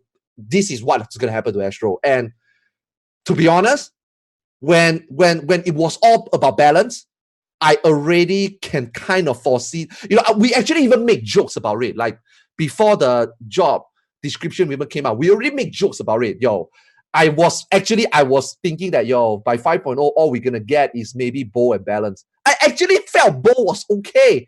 Now, it actually became worse than I thought. It's all balance. So I'm not sure how I feel about that. But I mean, I can already, joking aside, I already can kind of see it coming from a mile away already. So that's how the job has become, man. Yeah. I think that's kind of where it's going to go, and there's not going to be a change to that. They're not going to say, all right, yeah, we made a mistake, now we're going to put bowl back in there. No, it's done. It's balanced. They might tweak some numbers or something, but this is the system we're going to have to work. And, you know, I've never tried it. Maybe the mini game is fun. I like the design of healer where it's just like you have to heal. You have a really, if you're going to have a really simplified DPS rotation, 1 nuke, 1 dot, 1 AoE. And then you have your healing, at least have an interesting, like, you know, mini game that you're playing while you're healing, which is basically what Astro cards are. And I feel like they've really kind of like watered it down to a point where, you know, it's like, I'm still going to enjoy healing a lot. Like, don't get me wrong, right? I mean, this is just one tiny aspect, or not tiny, but one aspect of it. But the thing is, they've really, this is Astro's job identity. Yeah. How do you mess this badly? You know, how do you mess up the job identity? You know, like that's a big deal to a lot of people, right? Yeah, we'll see. We'll see how it all plays out. And again, like a lot of this, we're talking about. I mean, if they make really interesting to heal fights, and I think one of the aspects to that is putting in decisions that you have to make during the fight, and they can do that with game mechanics. If they can find ways to make us have to react to things, it might not be that big of a deal. I'll tell you, in my limited PvP experience with Astro, I fucking hated cards, man. It was simplified in that too, but it wasn't this simplified, but I couldn't stand it. I liked to heal and focus on healing. And when you're dealing with player versus player, you're dealing with lots of damage, right? And you're like, how do I prevent all this damage? And that's your whole goal. Then you're like, how do I help a little bit every once in a while? But the thing is, you're so focused on just making sure that you're just better than the other team, which is a lot harder versus a PvE fight that you know and you have down on lock. I didn't like cards. I thought it was just too much to throw in there. So maybe we're dealing with stuff that we have to think about and react within the fight itself that will make us not worry so much about it. I don't know. We'll see. That's my 2 cents on it. Balana, do you have anything else you want to add before we jump on to our range section here? The one little thing I had is that we were talking about how there's that RNG thrill, that rush of like, oh, I'm getting the double balances all the time, back to back, all the way through. They have that a little bit with the seal system, but the cooldown on using it is just like way too long that you have enough draws like every time to basically guarantee you have that up. And if it was a really short cooldown, you'd be like, oh, I got 3 seals in a row, boom, AoE group, AoE buff. And then your next 3 draws, same ones in a row. You don't need to burn any of your cooldowns or anything. Just back to back to back, get the 3 seals again. That would be, a cool feeling RNG flavor. But because the cooldown is like 3 minutes, right? It's That's right. Yeah. yeah. So that's what, 6 draws plus whatever cooldown. So that And RNG sleeve draw and redraw. Yeah. Yeah, that kind of It's almost like an impossibility to not have your 3 seals by 3 minutes into the fight. Right? yeah. All right. So I guess going into range, the first thing that we can really talk about here, of course, the biggest change in the game right now is we have a new job for it, which is Dancer, which has been the conversation of everybody right now, thinking that they need to bring 4 dancers to a fight because of just how it buffs everybody. How do you guys... I'm surprised you're going to talk about Dancer first. I hope you have a lot of time for this one. Well, we got about an hour and a half left. We could probably at least get most of Dancer and maybe 10 minutes of something else. So what is your perception on what you guys know so far, what you've heard everything else about with Dancer? How do you guys feel about how they decided to implement this job? I think it's really strange. They went through and they removed a lot of the party utility and like the piercing and slashing debuffs and all these other things from people, and then they just make this one job that's all about buffing other people. Mm-hmm. It feels a little bit what's the word? A little cognitive dissonance in the design there. Yeah, because it's not like... Well, the other thing is that I think... Again, I'm not like an expert on dance or anything. You get a dance partner and you're buffing a person, right? You're not as much about the whole group. It's more about a single person you're buffing. Let's the group every 2 minutes, and then we don't know if you can swap between dance partners and keep the buff rolling on 2 people yet, but that'd be another big just kind of like boost. I will say Dancer was one of the things that was the most difficult to try to break down and figure out while we were at the media tour, because it was just, we had to figure out how the job worked. And then you have to have other people with you for you to actually test and see how everything would flow. And so it was unfortunate that a lot of people didn't get to try all the stuff that we wanted to try with it. But that makes Dancer still a little bit more of a mystery, and we won't really know a lot of it, or at least some of the really finer aspects until we get into the next expansion. But I heard somebody about the talk. I swear I did. Oh, yeah. No, I was going to say...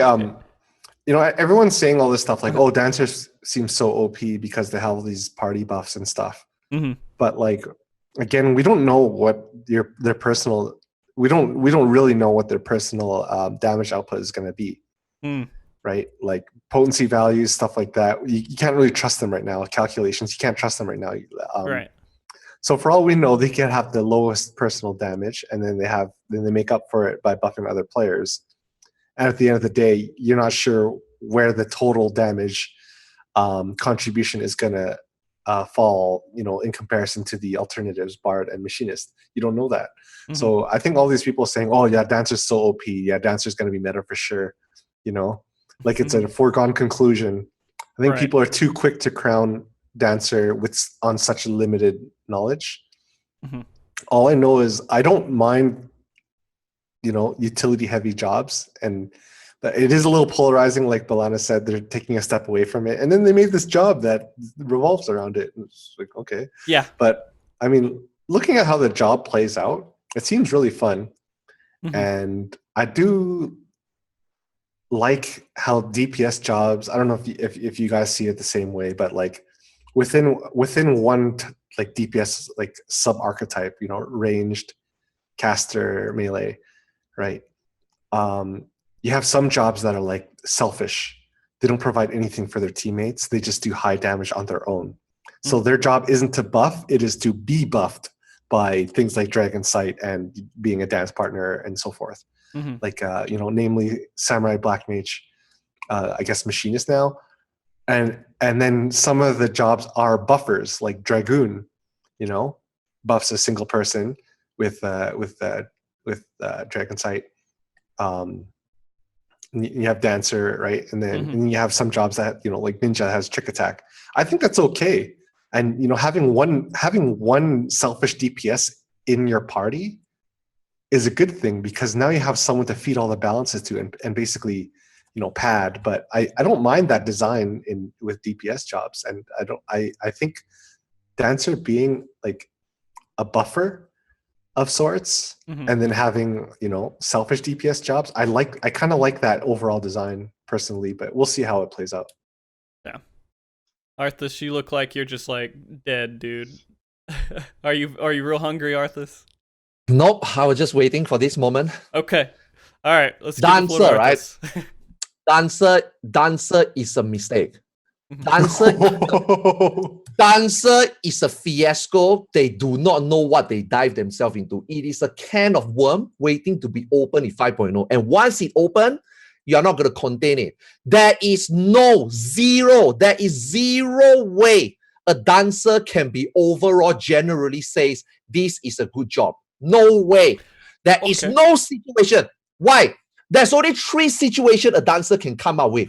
One situation, let's talk about overall, is going to provide the same rate DPS than the typical comp. Okay, that is your only balance that dancer can be. Because anything more means that dancer is going to be a meta. And they don't want the meta. They want to break the meta. They don't want the meta. But in order to make it balanced so that they can still keep their balance and not emerge another meta fiasco, is that dancer cannot be OP. So dancer, as what is supposed to be a buffer, someone who's going to do less but buff someone high, somebody's going to do more but buff someone less, someone is going to not be top of the DPS but buff someone more, so that overall 1 + 1 - 1 is still 1, right? That is the only situation dancer can be considered balanced. Okay? I think we can all agree on that. Now, how can you get there? If dancer is a shit ass DPS and dancer is gonna buff your best DPS to even out the overall rate DPS that a typical comp would do, then why not bring a dancer? Every fucking static is gonna want a dancer. Trust me, you guys watching, everybody, you in chat, every one of us sitting here is gonna want a dancer in your static. You know why? Because there's something called FF logs. Everybody wants Yep. if you think, oh man, I haul you enough this week. Another static member, there's 6 others by the way, wants that dancer. Every week, 1 day, 7 weeks, 7 weeks a day, 1 day each person, that dancer is gonna dance different partner every 7 days. You know why? Because we're gonna get all of us is gonna be so grateful for you, and you love it, don't you? That's why you bad though? Dancer, right? Is that so bad? I mean, is that a bad thing? It's not a bad thing. If people want to do that and jerk off to their FF logs, just let them have their fun. Let the babies have their bottle. You know. No. That's what I'm saying. Statics. That's why I'm saying statics first. I will touch into the park stuff later. That's why I say static first. Now, I feel like we should let Balana talk at some point because we went through a whole healer. Anyway, sorry. Well, here's the thing, though, is that already exists, Arthas. You're saying one person is going to get boosted every. We have that with Astro cards right now. You can throw like 8 balances on one person, and then suddenly they're the top FF logs, even if they play like crap. Like, it's no. Exactly. So this job, exactly like you just said, is gonna pad. So statics will want it. So what happened to this? You trying to break meta? Oh, but Arthas, this is just static. Fine. Okay. Before we go to other situation, we just talk about static and how it will be balanced. Now, if dancer do good DPS and then buff people lesser, so instead of say, everybody, let's just say for example, everybody is doing 10k, dancer now do only 9k. Oh shit, still pretty close, still pretty good, but you can buff one of the 10k to 11k. Oh, that sounds pretty all right. Even that sounds pretty balanced. That doesn't seem like it's anything worse or almost similar as the first situation I explained, where they are doing really low but they buff really high. Almost the same. You also buff. You also everybody get, both party comp get the same rate DPS. Even situation like that, because of FF logs, even though it is just a 10% boost, you will still want a dancer in your static, right? Now, number 3 situation, they do same amount of damage than the others, and then they can buff someone. Then dancer is broken. Why would you bring a dancer? So in a static point of view, right, almost 99.9% you are going to bring a dancer. So much for breaking the meta, Square Enix. Now this is static. Most likely it's going to happen. This is static. Unless, I've seen people told me funny stuff like, yo, the moment dancer was announced, people already told the FF logs guy to change the algorithm so that the buff consider an own damage. Okay, I'm not sure whether he can do that. He will do that, or maybe ACT will calculate the buff to a dancer. So at this point, I'm not sure whether the AC guy will do it. Let's just leave it there. This is what's gonna happen in static. Dancer, shit DPS, high buff, low DPS, low buff, same DPS and buff more. All situation favor dancer. You're gonna take it. Okay. That's static. Okay. Now for parts. Well, hold on. Before we get onto that, I want Balana to take the floor for just a little bit to talk about static part, and if he agrees or disagrees with the static part. I mean, we're planning on taking Dancer right now. We need to do a lot of testing and things like that. But yeah, I want that Dance. I want that Swords Dance. I want that 40% crit buff. Let me buff Bahamut out. Get there. Make all those Akmorns crit. Come on, give me that shit. Right. And so the reason why I think that this is, before we go too much into more past Arthas' rant here, the reason why this is kind of a sticky situation. How many range slots do you have of raid? If you're going to just say we're going to split it up even and try to make it even, I mean, right now it's, if you're bringing an Astro, half your cards are going to go to range, half your cards are going to melee. I guess you would want 2 range, 2 melee, right? But logically, that makes sense. How many jobs? How many jobs do we have to fill the six jobs we have for ranged? 2, right? Ideally. I mean, do you think there's gonna be 3 ranged, 1 melee? Yeah, could be. I actually think the because as of right now, most teams want 2 melee, 1 caster, and 1 range. And at some points they want a bard and a machinist. But let's just say 2 melee. Okay. I think that paradigm is gonna I think the game is going to shift away from that a little bit. I think it's going to look more like 1 melee, 1 physical ranged, 1 caster, and then a duplicate of one of the above. So you can have 2 melee, or you can have bard machinist or bard dancer, or you could have double caster. As long as you have at least 1 of each to get because you know how party buffs are now, right? Okay. As long as you have 1 tank, 1 healer, 1 melee, 1 ranged, 1 caster, you get a 1% stat buff to everything, right? So I think that's going to be the case. The one thing that's kind of deterring that is loot economy, because all range wear aiming, all casters wear casting, and then you look at melee, it's like scouting, maiming, striking. But somebody did say that they they might be changing the loot system, but we don't have any details about that. But in my opinion, I don't think it's a foregone conclusion that every group wants 2 melee. Okay. Just a speculation. This is kind of baseless speculation. The reason I'm saying that is because that's the biggest concern right now is the crowding and ranged. And if we're going to have now we'll flip that around and we can say, I mean, I like your idea of 1 melee, 1 physical range, 1 melee range, or 1 magical range, and then just 1 could be whatever, because that seems a little bit more balanced. But if we're going to start going into 1 melee as the idea, we're always just going to have 1 melee, then you have 4 jobs fighting over 1 position. If you're doing 2 ranged, you have 6 jobs fighting over 2 positions. And so it feels kind of crazy. That's actually the opposite of what I'm saying is, okay, right. We have 1 melee that 4 people fight over, 1 physical range, three jobs fight over, and then you have 1 caster, 3, and then that is shared by 3 casters, and then that 4th spot is shared by any DPS that you want to put in there. So now there's a lot more flexibility. Obviously, statics that want the fully optimized down to the 0.1% of DPS output are going to choose the 4 best DPS jobs, whatever that may be. But I think like for Party Finder, for Duty Finder, and for statics that don't give a shit about stuff like that, there's going to be a lot more flexibility. That's how I feel it. Okay. The clues point to that, but I'm not sure. Don't quote me on this, right? But the 4th DPS is going to be miscellaneous, one of the above, right? That's so how I think it's how we're seeing it then is that it will likely be dancer fighting machinist or bard, and then like the magical DPS, like red mage fighting black mage summoner, and then the melee monk fighting the other 3 jobs, and then just one extra of whatever might work best within whatever comp was chosen. I guess that makes me feel a little bit better because I wasn't thinking about it that way.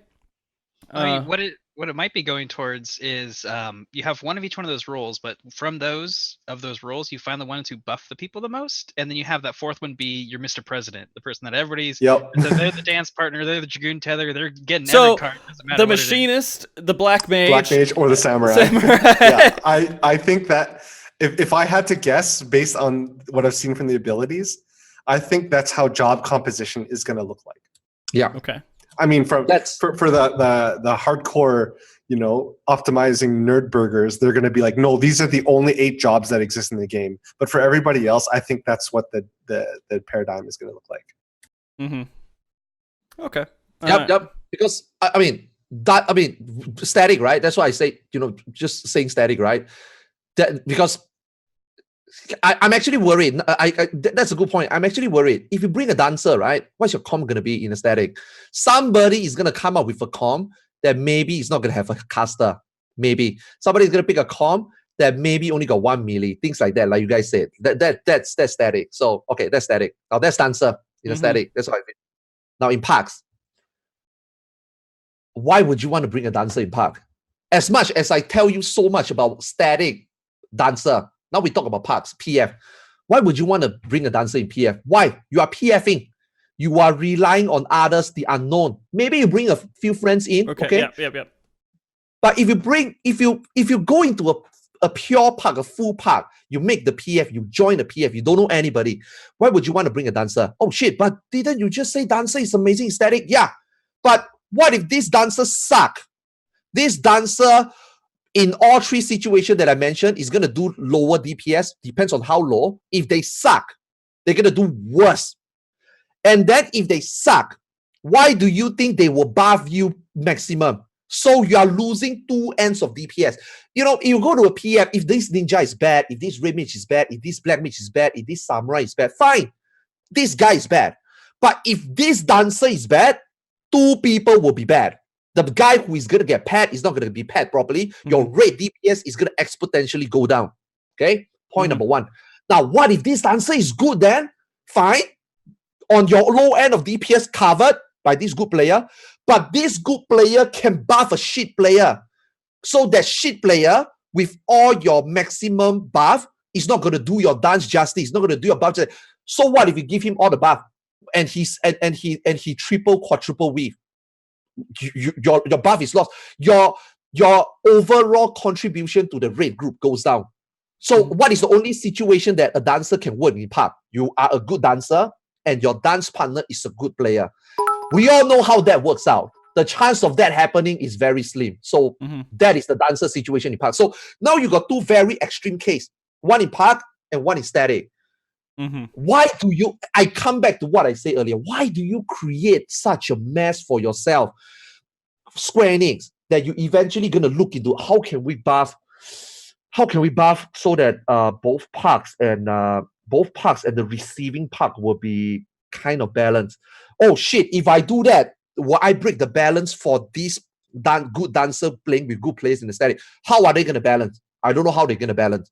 So I think at the end of the day, the only way is you bring a dancer or it's going to be either really good or it's going to be really bad. And both end tells me this is going to be a balancing problem on Square Enix. And I don't know why they want to open this room again. After the 3.0 Astro, and we saw what Astro become in 5.0, 3.0, 5.0. Dancer now, I don't know what Dancer is going to be later. This is what I'm worried about, Dancer.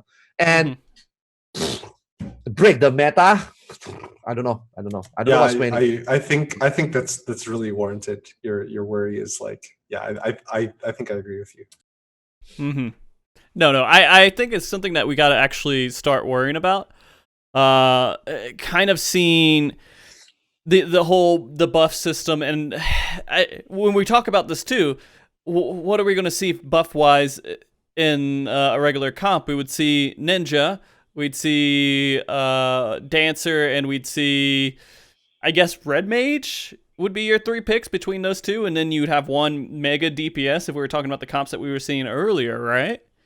So it feels like it limits us a little bit more to going straight back to who can buff who, and I kind of have to agree with Arthas that it is going to look a little bit weird. I really don't even know how to respond in a way to play devil's advocate with it, because no matter what, it's going to be a weird situation. If they can pull this off, then they are genius. This up to 5.0, what I've seen on the jobs, on the new jobs, they done such a good job for Samurai and Red Mage, I feel, which we will come about later. They did such a good job in terms of keeping things simplistic, but at the same time, I felt that they have their identity. I felt that they done an amazing job for Samurai and Red Mage. Now, I thought they did a hell out of a disaster from Astrologian, a mess.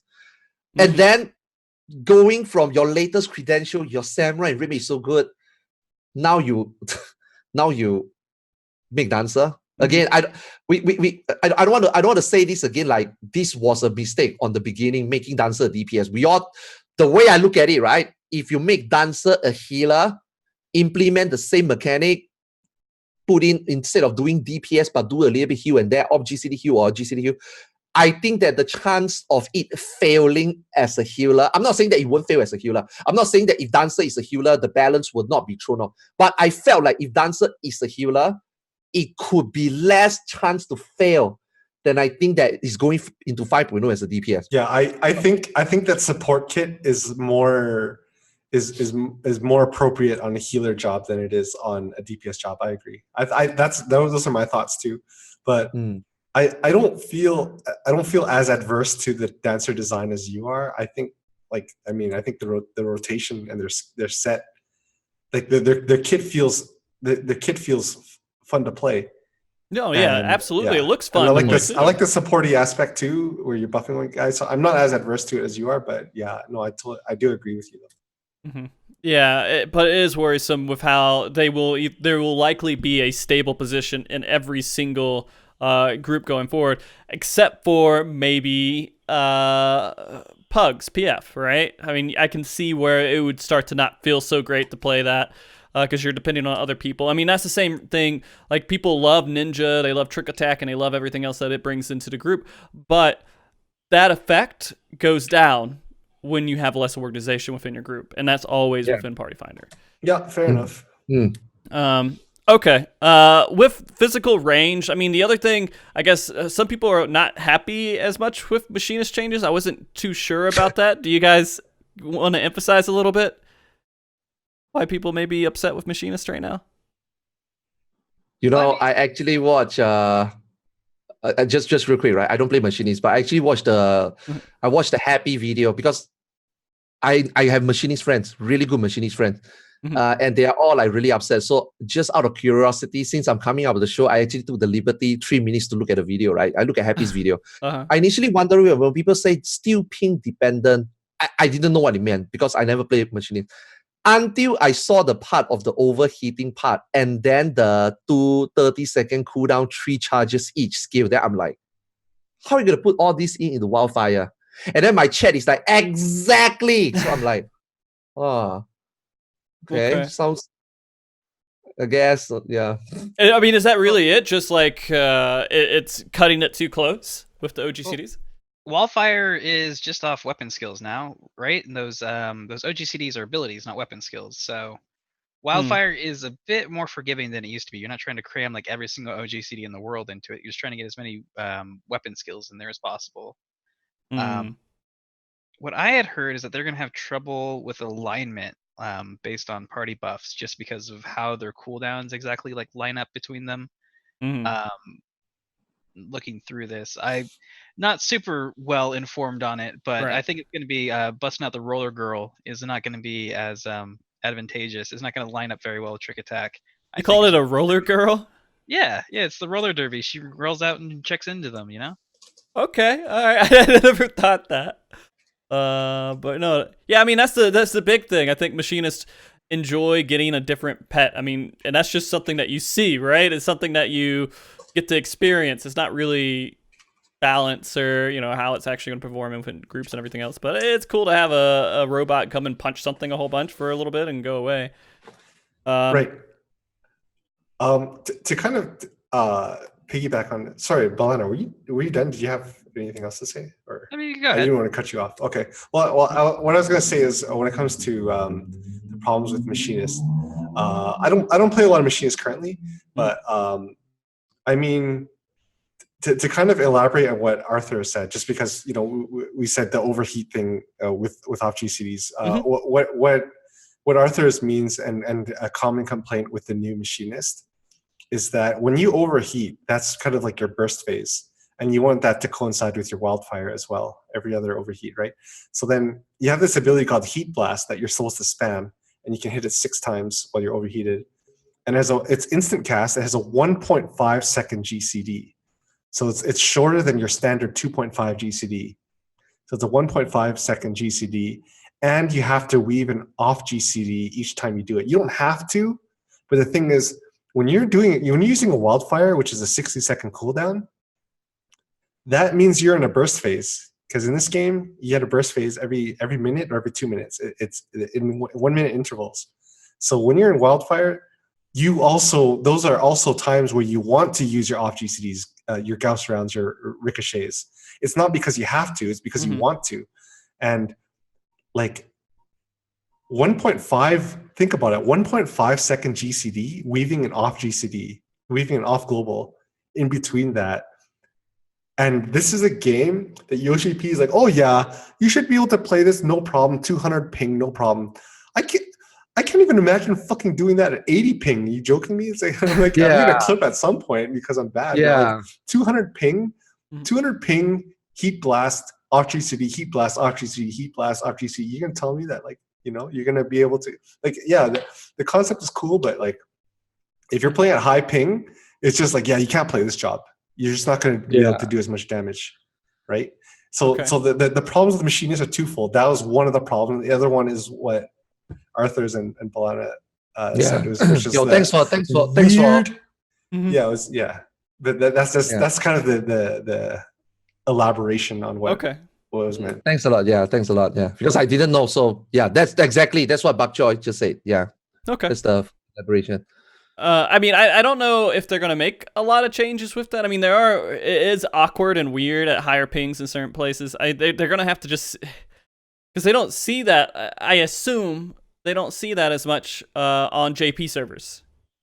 They see these issues on foreign servers and everything else, but in their test area and everything else, they won't see it as much. I think the easiest fix for SE is just to provide Japanese quality internet to the rest of the world.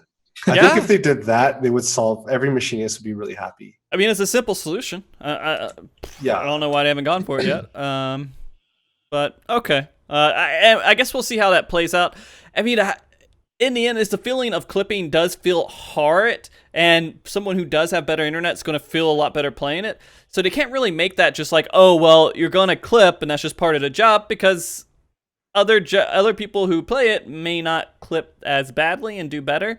And that doesn't feel good, right? It doesn't feel good to know that you can't be as good at a job as someone else just because of where you live. When Ninja first came out in 2.0, that is exactly how I feel. No matter how hard I try, and also Mudra's back then was clunky as fuck. No matter how hard I try, I can never be as good as a real Japanese ninja. You know what I mean? Can never be. Just can never be. Mm-hmm. Okay. I think that's pretty good for the physical side of the range and everything else. Discussing it a little bit. We had a lot of time with Dancer there, and I think that we went into some pretty good detail with it. And we only took up like 30 minutes. It's not too bad. We didn't even mention Bard, but I mean, Bard's... Right. The only thing I have to really say about Bard is it feels like they lost a lot and they didn't really gain a lot to make up for it. Yeah. It's funny when we were doing all the testing on all the different jobs and everything. We're like, is anyone playing Bard? Is anyone trying it out? We're just trying to make sure somebody was covering it, because I don't know. I guess it just... Not a lot of people were interested in messing around with it. How do you feel with the normalization of like repertoire, like Bard procs are flat 40% as opposed to tied in with your crit. That's gonna make them better at the beginning expansion, but not as good as they are near the ends of expansions. Like their Right. scalability on crit was just so insane before. Mhm. What about just from the perspective of like playing it and how fun it is? Do you think that it affects it at all? A lot of people, I've heard some people are like, oh yeah, I love it, and some people I hate it. It's Mhm. gonna make Bard stupid, and I'm just like, does this really make Bard change that much? You just pretend you have 40% crit, you know? Yeah, I mean that's my feeling on it as well. Is it's still gonna feel it's gonna be the same as what I said before. It's gonna feel better at the beginning expansion than worse than it would at the end expansion because you're not reliant on that crit. What it does remove is some interesting like gearing options. Like, I guess the only choice was to stack crit, but I mean, Mm, there's no real stat for you to stack anymore for any reason. Mhm. And then, yeah, sure. I'm really interested to see how they deal with all the stats and everything. That's something that we didn't talk about too much, but they are changing how damage calculation and everything else is working out within there. But it's been kind of a mysterious thing. We don't know yeah. for sure. Someone made a good point on chat. Is like one of the cool things about Bard, or one of the finer optimizations, is snapshotting your dots when you have certain crit buffs. Mhm. And I think a big reason some people like that aspect of Bard because that was a layer of Bard play that set the best Bards apart from the rest. Is how good you are at being conscious of chain stratagem, battle litany, and just raid buffs and snapshotting your dots under that and getting more procs. And now that proc rate is normalized, that aspect is removed. Some see it as a good thing, some see it as a bad thing. The best players are just like, this is what set me apart from the rest of the Bards. This is what made me good. Is what made me better than 90% of the Bards. And then the other Bards are just like, that's such a pain in the ass. And like, but in my opinion, I don't see it in both of those ways. I see it as when I play a Bard and I don't have a Dragoon and a Scholar in my party, I just don't want to play Bard. And now that they normalize it, I don't have to think about that. I mean, never mind how much fun or less fun it is. I just like the fact that I don't feel like I'm neutered when I don't have a Dragoon and a Scholar in my party. That's the biggest change they could have made to Bard, to be honest with you. Yeah, honestly, that's the best change they could have made. It has nothing to do with Bard. Yeah. Well, I guess it does, but yeah, it's. I think the fact that, like, never mind the piercing thing. Even if they remove the piercing thing, if you don't playing Bard, it feels really different when you don't have to do those crit buffs. It's like you're playing like a portion of a class sometimes, right? And yeah, I don't know. That's how I feel playing Bard. Mm-hmm. Okay. So I was thinking about who am I going to bring on to replace Zeno, and what could they really talk about here? We need to have a decent coverage. We're not gonna have perfect coverage, but a decent coverage on everything. And it's like, well, we got some magical range stuff, and I mean, Balana, he's played some magical DPS, so maybe A little bit here and there, so I'm gonna ask this to you directly here, Balana. How do you feel about the changes and everything that's coming in general to magical DPS? Not just Summoner. You can go into Summoner, but overall to that role. So Black Mage got a lot of quality of life stuff. They got a lot of changes that are going to make them easier to play, which is, I think, a good thing. And they got a single target flare ability that drains all their MP. So you're basically going to be ending your fire phase with one of those now. And then when you're at 0 MP, you can now use Blizzard spells when you're in fire. So that's going to allow you to use that spell and not be like have to transpose and sit around, doing nothing for a little bit. They got stuff to help them in their, transition phases. So I think Black Mage is going to be a bit more of a smoother experience. You probably still won't bring it because it doesn't have raise, at least for progression. But it's a good candidate for the Mr. President position that everybody's kind of like glommed onto buffs. Yeah, we're bringing one for progression. We're not a bunch of pussies. We did it last year, and we did it for too. We didn't have casters resing. We just had a Black Mage. Granted, it was lackey, so we had the Black Mage. He's just not some ordinary Black Mage. But hey, man, I was talking about this. You guys in your combat res. I was talking about this earlier, just somewhere else, and I was like, you know what? What if I just made a group that had no res utility, and if someone died, we just don't res them. It's just part of the difficulty of the fight now. We're just all damage and go crazy, and if someone dies, we gotta wipe. It's Titan Extreme on every single fight. I mean, if mechanics didn't change when you have fewer people, that I think that'd be cool. But when you have things like what is it, Octet? If the cast finishes and somebody isn't up, then there's no way to plan for the rest of the phase. So that's right. why Black Mage is still like, if you're only bringing one caster, he's still like a questionable choice. Now, if you're doing like what Bach's proposing, you have that one miscellaneous rule. Black Mage is perfect for that. I mean, that's kind of, thinking about all the synergies and everything else. I mean, what Bach said earlier is ringing pretty true, and at least how I perceive it going forward now. Yeah, it's just a speculation. Yeah. Don't quote me on that. Don't quote me on that. I mean, It's you're just a quoted. speculation. We're going to clip it. That's just a guess, right? That's just a guess. But I think they have to change the way loot works as well, because, like, would you rather have 2 people sharing caster loot, 2 people sharing aiming loot, and then, or would you rather have, that 4th person being a melee who doesn't clash with your, you have maiming and you have striking, right? So which way do you want to go, right? That's true. So loot economy is a big deal, but if they change the way loot works, I think that's the way job stuff will work, and that'll open the door for jobs like Black Mage and Samurai, who are more maligned, because it's like Black Mage. It's not that the problem is with Black Mage. Black Mage isn't the problem. It's the problem is bringing Black Mage as an alternative to a caster who can res. That is the issue. Right. You hear that? Black Mage. You hear that? Every time people in my chat ask me, why can't I bring Black Mage? That's why. That's the reason. There's nothing wrong with Black Mage as a job. Their damage output is great, right? Their damage output is great. It's just that the opportunity utility cost is that you are now bringing a Black Mage instead of someone who can res. But if I'm right about the melee caster range and then miscellaneous DPS, then you can still have the resin caster and Black Mage, and that opens the door for more Black Mages to play, and not to mention samurais too, right? So anyway, here's the only thing though, is why would you bring that Black Mage as your miscellaneous spot when you can bring a Summoner? okay, yeah. You're right. Double race. Oh man! You bring that Red Mage, you bring the Summoner, and you just got reses for days. Well, I mean, if your group dies all the time, then I guess that makes sense. I don't think any healer would ever disagree with you there. It's like, oh man, I'll never have to res. Because I did talk to Yoshida about that. Swift gas is for my DPS now. One of my questions to Yoshida was about rezzing and everything else, and especially Red Mage being so powerful because of his rezzing. And he basically said, no, it's there to stay. It's part of what the job is, and we don't want to take that away.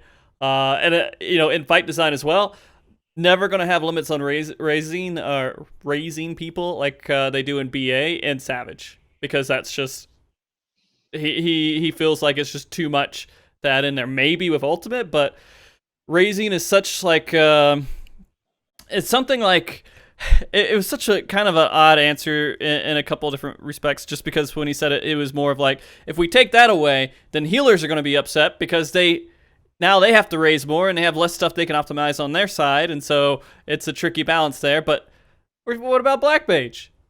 I mean, it still comes down to where they stand. You're always going to want someone to raise in your group at some point when you're doing progression that can help out your healers and everything. It just depends on how much your group dies. If your group dies all the time and the DPS checks aren't bad, like if the fights are completely scripted, like O4S, right? It doesn't matter. You could do 0 DPS in that entire fight and see the entire thing.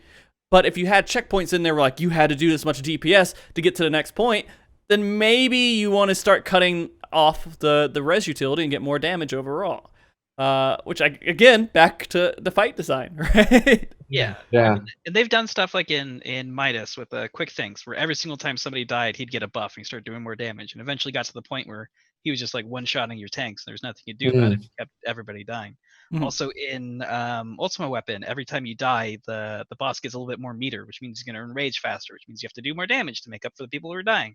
So there's ways they've learned to kind of like work around the system. I wish they had changed it, because Red Mage is still just disgusting. It has changed almost nothing at all. It's changed the least out of any of the casters. They got one thing to help with their mobility, and they got one thing to help with accidentally backflipping off the stage. And Yo, how do you feel about that, Balana? How do you oh feel my about god, this? I love it. I love it. No. It's good. It's good. What I mean is, how do you feel about, okay, here's the thing. If that, I forgot what is that replacement skill called, but it's 150 potency, right? Your Yeah. displacement is still 200, right? That means Yeah, it's a that DPS loss, man. exactly. But I mean, of course, if it's during prog, I just wouldn't even use that skill. okay, Displacement, it would, but if I launched off the platform once, I'm like, all right, I'm not using it anymore. It's not worth losing a pull over 150. Well, if you wipe at 0.001%, that's your fault. Yeah. then yeah, sure, you can throw it on me there. I play Red Mage now and I love it, right? I was hoping that they would be the same potency so that we now choose. And of course, the best choice would be always never to use displacement. But the fact that they still put displacement 50 more potency means that if I don't use it when I should, even though the risk is there, then I'm not optimizing. Well, here's the other side of it though, is that this when you're displacing, when you're launching back, you can't double weave that, that cast. But this I was other just gonna say that, yeah. probably gonna be able to double. True. I still think it shouldn't do any damage. I still think displacement should just be for movement. Yeah. But the animation, no damage, right? I think they just have such a sick animation for it. They're like, we got to make it still do damage. We can't take that away. Displacement memes are the best, though. I think if displacement crits, it should launch you 1.5 times farther. That's what this. That's just me. If I was in charge of like job design, only if you could cancel the corpse of course. So if you're launching back in there, back in, and then you're a dragoon. But oh jeez. So casters overall, are you happy with the way that they've done it overall, Balana, or you think it's just kind of whatever? It is what it is. I mean, well, we haven't gotten into the one that actually changed, but I mean, like Black Mage, Black Mage and Red Mage. There's just they got a couple little things tacked on. Well, we don't need to talk about Summoner. Oh yeah, no, of course not. Nothing changed with Summoner. It's still exactly the same. All right. Which is more true in some ways than not. Okay. That I after all those videos came out, after all the media tour embargo lifted, I spent like 2 days going through footage, pouring through footage, and staring at stuff, trying to figure out exactly what's going to be going on. And it's still a 2-minute rotation. It's Summoner is still playing around those trick attacks, but you have more to throw into each of the trick attacks now. So you're still gonna be playing that burst job and trying to fit in with align with all the party buffs, because the first ones the first trick, all the odd tricks basically, you're gonna have Dreadworm Trance right into Akmorns, and then the even tricks you're gonna have Phoenix out for, and you're just gonna go back and forth like that.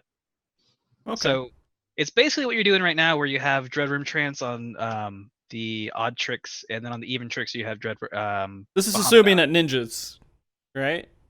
Trick attack is so good. Why would you not bring it? It's still the most busted ability of the game. Okay. What everybody else is gonna be like. It will always be busted. The ninja is basically like the drummer of the band in the party, and that they set the tempo. They're the ones that make you lining up those. Everybody's lining up their 1-minute burst with the trick attack. What's Black Mage then? They're like the bassist. Black Mage. They're the triangle. They're the jazz pianist, I think. They kind of that little bit of extra everything on. They have to improvise a little bit to like fit into the tricks, because they got all these procs going on. Oh, okay.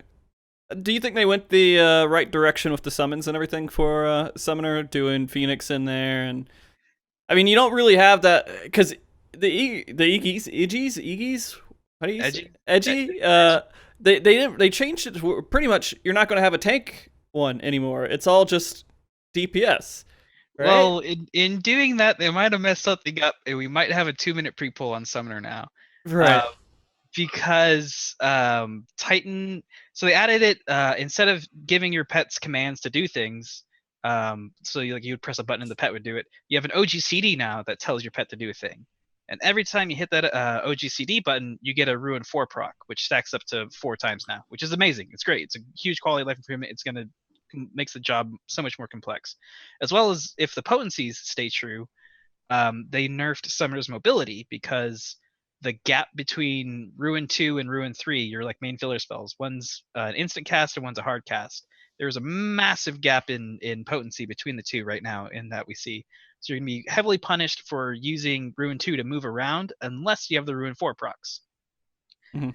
However, with Titan, getting back around to it, Mhm. Titan has an edgy assault ability that does not need a target, he puts a shield on you. And from what we've seen, nobody used it out of combat in the footage that I saw. But every time somebody used it, they got a Ruin 4 proc. Which would mean that before the poll, you could sit there putting shields on yourself for Oh, to stack up 4 Ruin 4 procs before the poll, and then you're ready to go. that's what people meant. See, I was doing research on all the jobs, Mhm. in preparation for this, and then when I found out that Balana was going to be in the show, I'm like, okay, I don't know anything about Summoner. I don't have to do any research. I'll just Yeah. let him do the work. Same. But no, that's what they mean. But to be honest, if that was the case, there's no fucking way that's staying for Raid. Yeah. There's no Yeah. fucking way they're going to allow that. Well, the thing is, Most One, likely it's will- such an easy right? fix, and two, that is unacceptable. yeah. That's unacceptable. Like they're not gonna have this the 1 minute pre-pull or whatever, 2 minute or whatever. Yeah. What was nice is I put together a little bit of a rotation, kind of like eyeball it, just like quick napkin math, and you only really need one going into it. So it would be you could do a 20-second countdown and still have all the Ruin 4s you need, basically.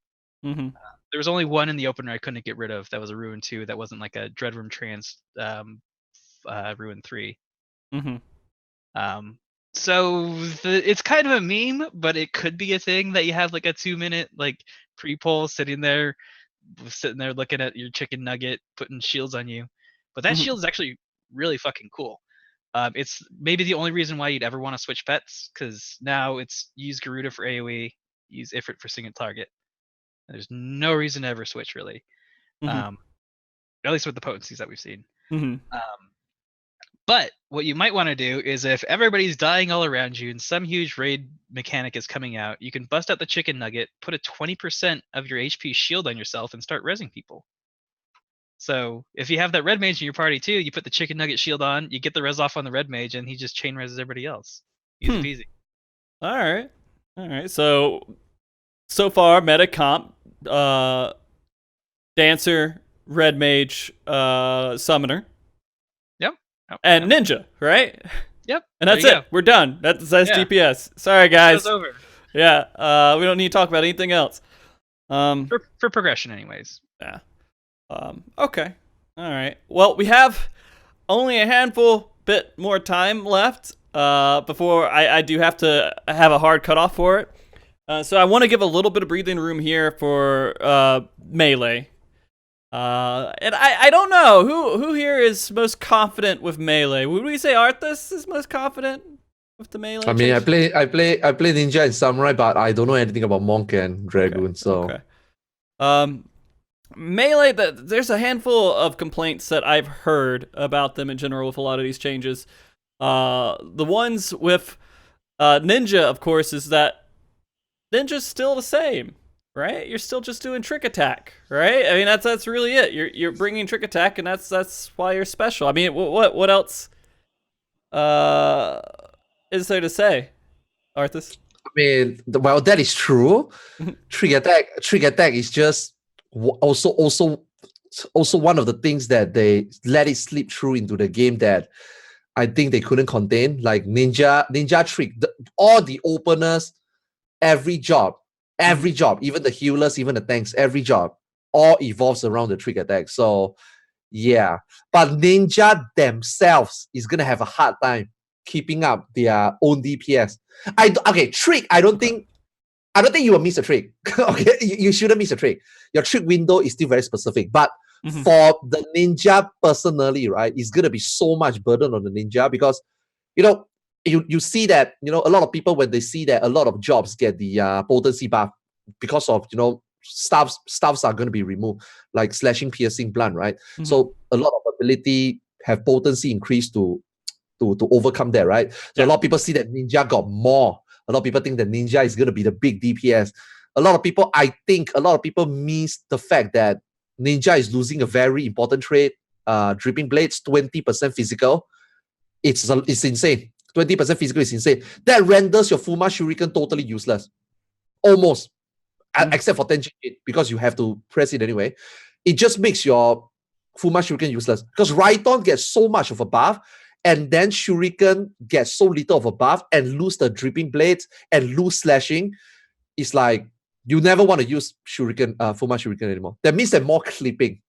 More clipping means that less GCD, means that your Ninki. I again with Marks and with Meisui, right? I assume that Ninki will still be okay, but Ninja is gonna be more clunky than ever, man. It is so smooth right now, I think, except every 100 seconds when you get to the Tenchijin window. But otherwise, I felt that Ninja right now is very smooth.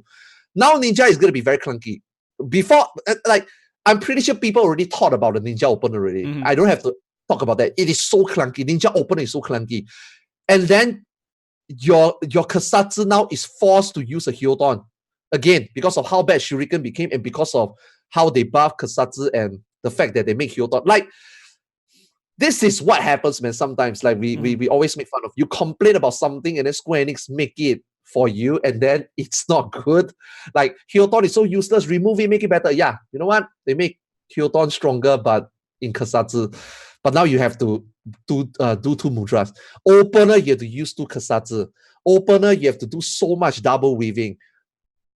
I don't know whether I can play Ninja anymore. Like with my NA ping. I can play Ninja pretty decent now with NA ping, but I'm not sure anymore I can do that. So Ninja is going to lose a lot on that part. Fluidity and potency. I think a lot of people overestimate it. And but hey, if you're not a ninja and your party, you are in a static, you are a DPS or whatever job you are, yeah, ninja doesn't change for you, right? But personally, as a ninja, well, it's okay. It doesn't matter. Clunky, not clunky. You still got trick attack. You're in the group. Yeah. I mean, that's what it is. And I mean, when we start talking about these positions and everything else, and we say, "Hey, Dragoon, right? Always bring a Dragoon." Now they have a lot more they have to compete with because they're not forced. If you have like a Bard or something else that would rely on it, because that's out the window now. It's just they have some good buffs out there that they can still provide for the group, but are they better than the other melee that provide good buffs? No? I mean, it looks cool. Dragon. I mean, I think again, at this stage, since we don't truly know how much damage everyone's gonna output. Everyone's saying, "Oh, Dancer's like, foregone conclusion. OP Ninja, same thing, right?" But until we see the final numbers and actually test it with the final build with ACT, you don't know that for sure. But as kind of a side note, a lot of people are like, trick attack shouldn't exist because it makes ninja like mandatory. But I feel like when you're playing with a ninja, with good players, right? Who are really conscious. They're playing at the game to a level where they're conscious of buff windows and trick attack windows. Like, this belongs to my trick attack. That adds such a layer of like fun and optimization that players who play at that level of intensity really enjoy. If they took out trick attack, or if trick attack didn't exist, or if you just don't have one in the party, then you're missing that layer of I know they're not the only party buff, right? But personally, I believe that I wish that there were more abilities like trick attack that created buff windows. Honestly, like I wish there were more of those. But I don't know. I mean, I like trick attack. Who doesn't? The only people who don't like trick attack are the ninjas who are getting yelled at for being 2 seconds late on their trick attack. But besides that, yeah, I don't know. That's how I personally feel. Yeah, there's nobody that brings a 10% damage up to everybody every minute. That is like the closest. Like Summoner's Aether Pact is 5% now every 3 minutes. We got the Astro one now is 3 minute cooldown for what, like 6 or 8%. The Dancer has 2 minute for 5% for everybody. It's just when you start comparing these raid cooldowns to everybody else, Ninjas is still just so amazingly powerful that nothing really quite compares to it. And it scales with your teammates' skill too. Yeah. Yeah. Not just how much damage they're outputting, but it scales with their consciousness and ability to optimize buff windows, Mhm. like those 60-second buff windows. Yeah. Anyway, sorry, continue. And well, that gets tricky when you start looking at all the other melee and what they bring, because we've got Dragoon, who used to be the number one contributor to raid DPS. They're losing their piercing. The litany's getting nerfed down from 15% to 10% crit, and that's on a 3-minute cooldown. And then their tether's still there, which is still a pretty decent cooldown, but it's still only one person that you're targeting with that. Wait, they say you can tether yourself, right? Is that real? Yeah, but I don't know why you'd ever really want to do that. Wait, you don't get you don't get both? Both buff? No? No, I'm pretty sure Oh, it's just one. okay. Yeah. I see. Okay. So the other part, again, I mean, we're talking about buffs and, you know, having all these different windows and everything else. A lot of stuff goes out the window when we start talking about, like, the black mage of the melee would be samurai, right? And they're just... Did anything happen with samurai that were like, wow, crazy, this is really impressive, or... Samurai, okay, they removed the thing that a lot of casual samurais didn't know. That is the main DPS output for samurai, the Hagakure. A lot of samurai does not know that. A lot of casual samurai just think that 3 cent. Why would I want to lose my 3 cent when I don't have problem with Kenki anyway, and I can do a big DPS move? Why don't like a lot of them don't know that? So now the fact that they remove it and then they add another skills that kind of function the same, except it's just a off global.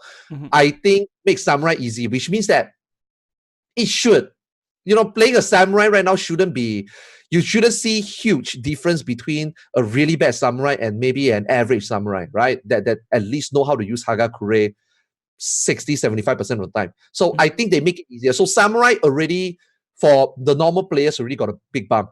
And now samurai got really good burst window as well. And again, because you got trick, that makes it even stronger. And also, like Box says earlier, right? Now your and also what Balana says about Dragoon earlier, like Dragoon right now is like, do you really need one anymore? Does the Dragoon buff really contribute a lot more than before? Because losing their piercing, I mean, not losing piercing, like the range doesn't rely on piercing anymore.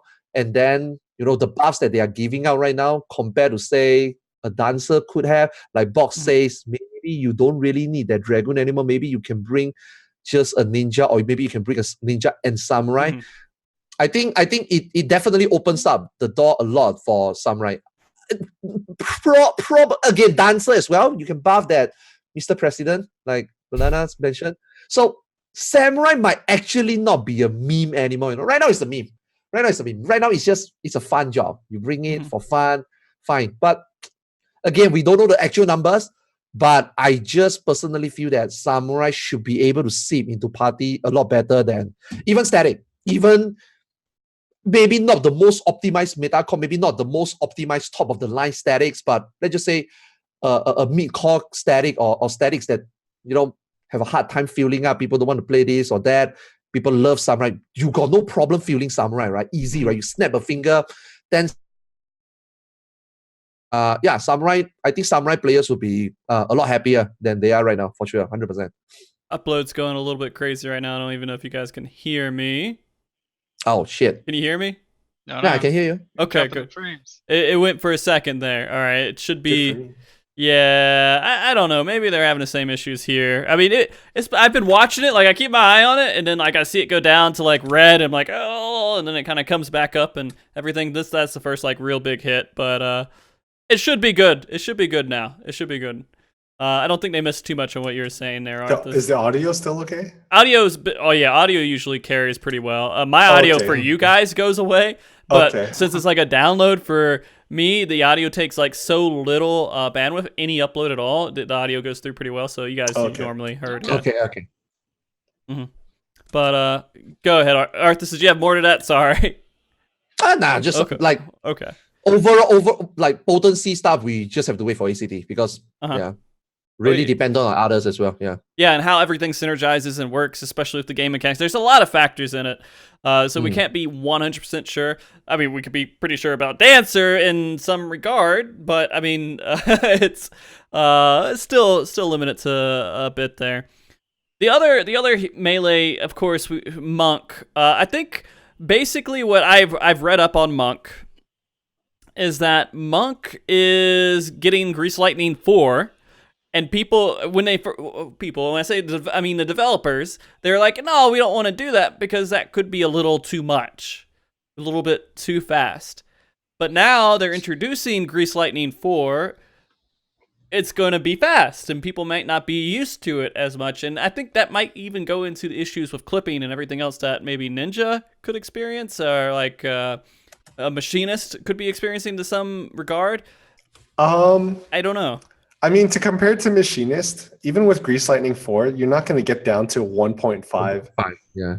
Okay. 1.5 GCD and weaving one off GCD in between. Like you might get down to like 1.8 or something. I don't know the exact numbers of what things will look like with Grease Lightning 4, to be honest. But if Machinist is expected to weave an off GCD between 1.5 second cooldowns, like the weapon skills, and knowing that even with Grease Lightning 4, Monk won't be put in, they still won't be put in that situation, then I don't think that there will be a clipping issue, to be honest. Okay.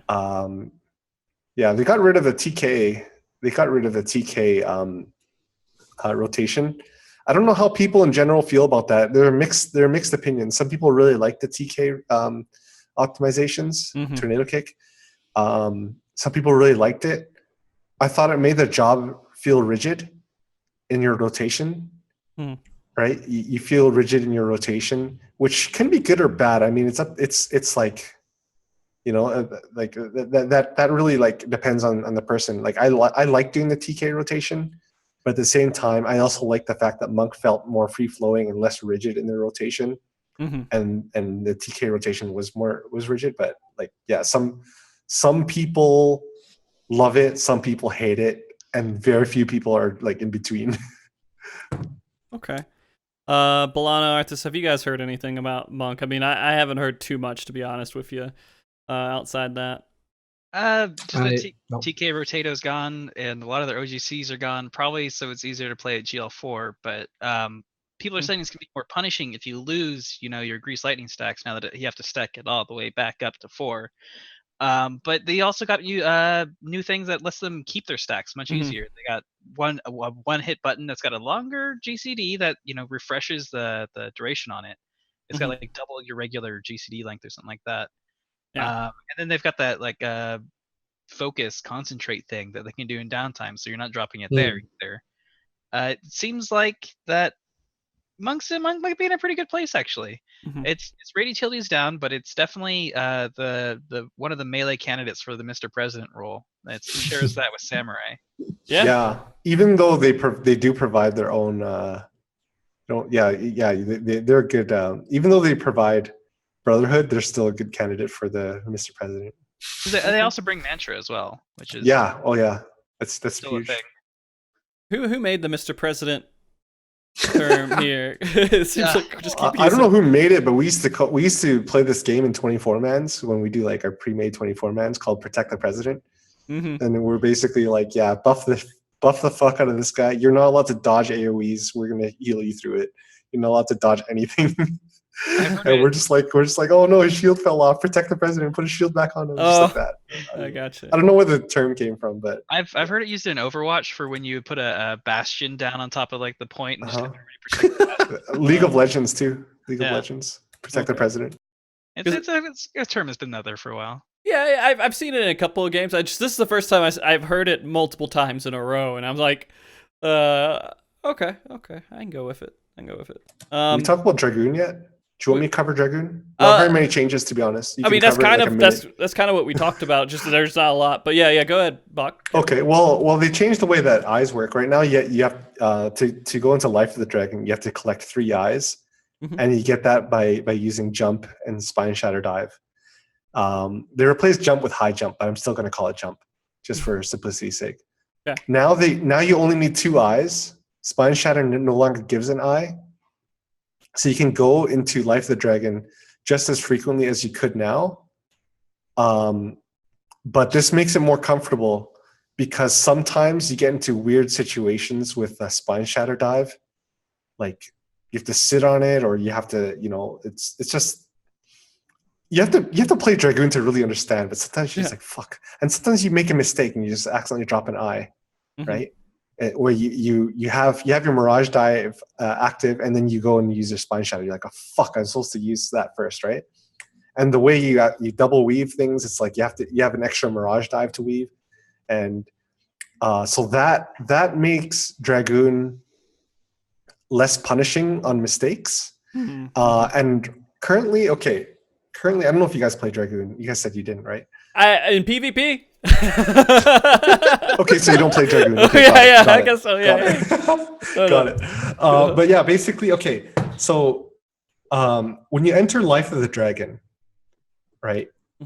You have Nastron, which is a 10-second cooldown. But when you enter Life of the Dragon, it sets it at 20 seconds, or however much Blood of the Dragon you currently have, whichever one is higher. So you want to enter Life of the Dragon when you have like at least 22 seconds, I think. So that way you can get 3 Nastrons. But now when you enter Life of the Dragon, you're always having 30 seconds. So you'll never fuck up your Nastron and your Nastron phases.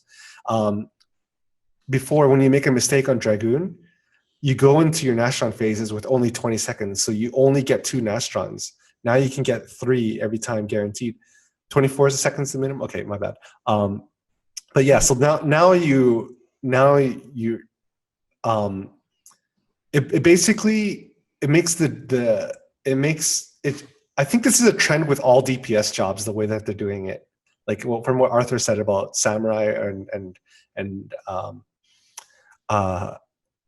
basically, I think they're trying to shrink the skill gap with every DPS job by taking the things that make Bard, for example, when you're trying to snapshot dots into crit windows, they remove that. So a lot of the things that set the very best apart, and the things that are challenges for the more novice players, they've kind of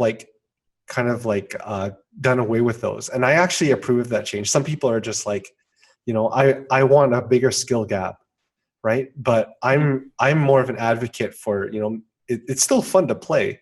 The rotation is still satisfying to do, but a lot of the jobs they've shrunk the skill gap so that you're not gonna, no, because I think there are a lot of mistakes to make on Dragoon right now. That those mistakes won't be as big of mistakes in come Shadowbringers. So I guess this is a good closing topic to really go into here too. Is the theme. Every single expansion, they have to squeeze the skills down a little bit, right? They have to reduce the size because they can't get too much. It just becomes a big bloat, and you don't know what to do with half the buttons that you have. But they definitely did it this time, and my hotbar, as at least a paladin, was no more than 2 rows, right, of things that I would even maybe use. And so I feel like it's a common theme for most of the jobs that they've changed, is that they've shrunk down a lot of the stuff that you have and simplified it to a good point for, again, most of the jobs. Are you guys happy and agree with that? Bach, we kind of heard from you a bit there. Arthas, Balana, how do you feel?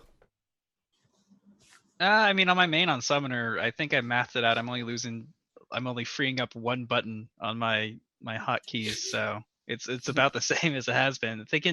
I think I was hitting the breaking point on the number of keybinds I can comfortably press on my keyboard. And I think trying to keep it around the same level is probably what they're going to aim for moving forward. Yeah, I think number of buttons to press will still be the same. And in Final Fantasy, right?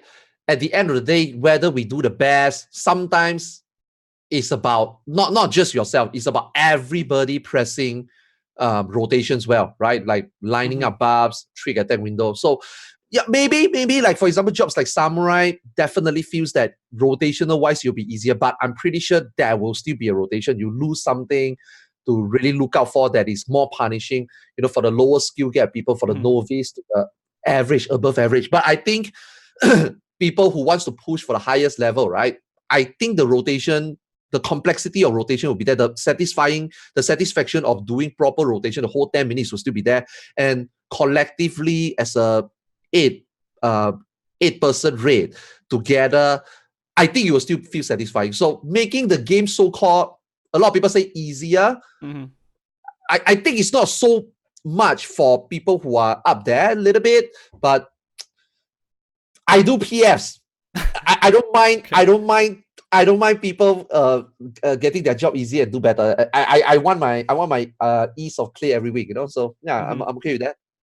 Okay. So you guys don't feel like it's really too much to worry about right now. It's not going to be like super preschool easy, except for the cards for Vastro. Right. You're always going to have the camp that wants the game to be as hard as possible. That sets the most skilled players apart from the rest. But like honestly, you also have to consider like controller players. I mean, they already have like very limited real estate on hotbars. Like I play on a keyboard. And sometimes I feel like there's not enough buttons on the keyboard to freaking for all my hotbars or the buttons that I want. I don't know how the fuck people manage to play this game on controller and still play so well and still be like way better than I am, right? So I think it's okay that they're culling some of the abilities. Another thing I noticed that's kind of like a sweeping change across all jobs is a lot of emphasis on AoE rotations and AoE abilities, right? So I don't know if that's a clue for future content design that maybe we'll see more AoE phases, right? But I do like that, but yeah, I don't know. I mean, and that's kind of the biggest thing that I saw too. When I was, a lot of the jobs, but Paladin was what I played at the tour. We got new abilities and actions, and they were AoE. A lot of it was focused around doing more AoE damage. Like I have an AoE rotation that's exactly the same as what my single target rotation is currently. Where you go physical, then you go into magical, and physical, magical. And I feel like I'm hoping, into some regard, that we're dealing with more AoE situations in raids, and we can actually see these abilities being used more often. Because, again, a lot of people do a lot of dungeons, and maybe that's all they do. They do tons and tons of dungeons and everything else. But, outside of those dungeons, when you're fighting one boss, how often are you going to use these nice, shiny new abilities you have for the main content? And what I think are raids. They have a lot, man. Like a lot of, like Ninja also have a lot of new AoEs, like buffed AoEs. Yeah. Yeah, everybody got every job. Yeah. Everybody got a little bit AoE left, so it's not just mash one button. But single target, it seems like rotations are almost all basically the same, with maybe a little bit sprinkled in here and there. But what they've done the most of is just kind of like sand off the hard edges, like the parts that you could get easily tripped up on in your rotation. They're trying to ease in the access to it, which is all right. It lowers the skill gap a little bit, but it's still at the heart of it the same like rotation that you've been doing before. Yeah, I agree. I approve of it. Whatever gets more people rating, I'm okay with it. There are people out there, again, they want to be, they want more stuff that separates Dark Souls the most MMO skilled from the rest. Yeah, exactly. So yeah. All right, we are going to have to wrap up here. We can go into some final points at the end. And I wish that we could have covered every single job, very detailed, and go over all the changes for everything. But just not enough time in the day to really do it. Or enough room on one podcast to bring enough people who could go that deep into detail on every single job. So for those that might be concerned, hey, no one really talked about what I wanted you to talk about too much. I do have future plans after Shadowbringers, after enough cushion's gone, probably a little bit after raids and everything else, to kind of bring on and talk a full show just on tanks, a full show just on healers, a full show just on melee, physical ranged, and magical ranged, and kind of go in after everything's done and set in stone, kind of how all this stuff is working out and discussing what we found by then. And so you guys, 5 shows I have already planned somewhere right after raids and everything else. And next week, we have some stuff. I will get into that in a bit. 18 minutes before I gotta clock in, so I gotta wrap it up a bit here. And for everybody to know, this is actually the last Saturday that I have to work directly after MogTalk, so I won't have that hard cap anymore. So there you go. Hopefully, we probably still won't have 6-hour shows. I probably will try to keep some sanity, but we'll be a little bit smoother with that. Celebration show, 6 hours. Yeah, I got MogTalk 200 is going to be a hell of a show, dude. Anyways, that being said, I want to thank everybody for coming on the show. I want you guys to get the last bits that you want to say out and give you plenty of time for that. So, Arthas, first off, kind of anything like last minute that you want to talk about with the jobs, and kind of where people could find you after that. I think a lot of things we see is just good to know.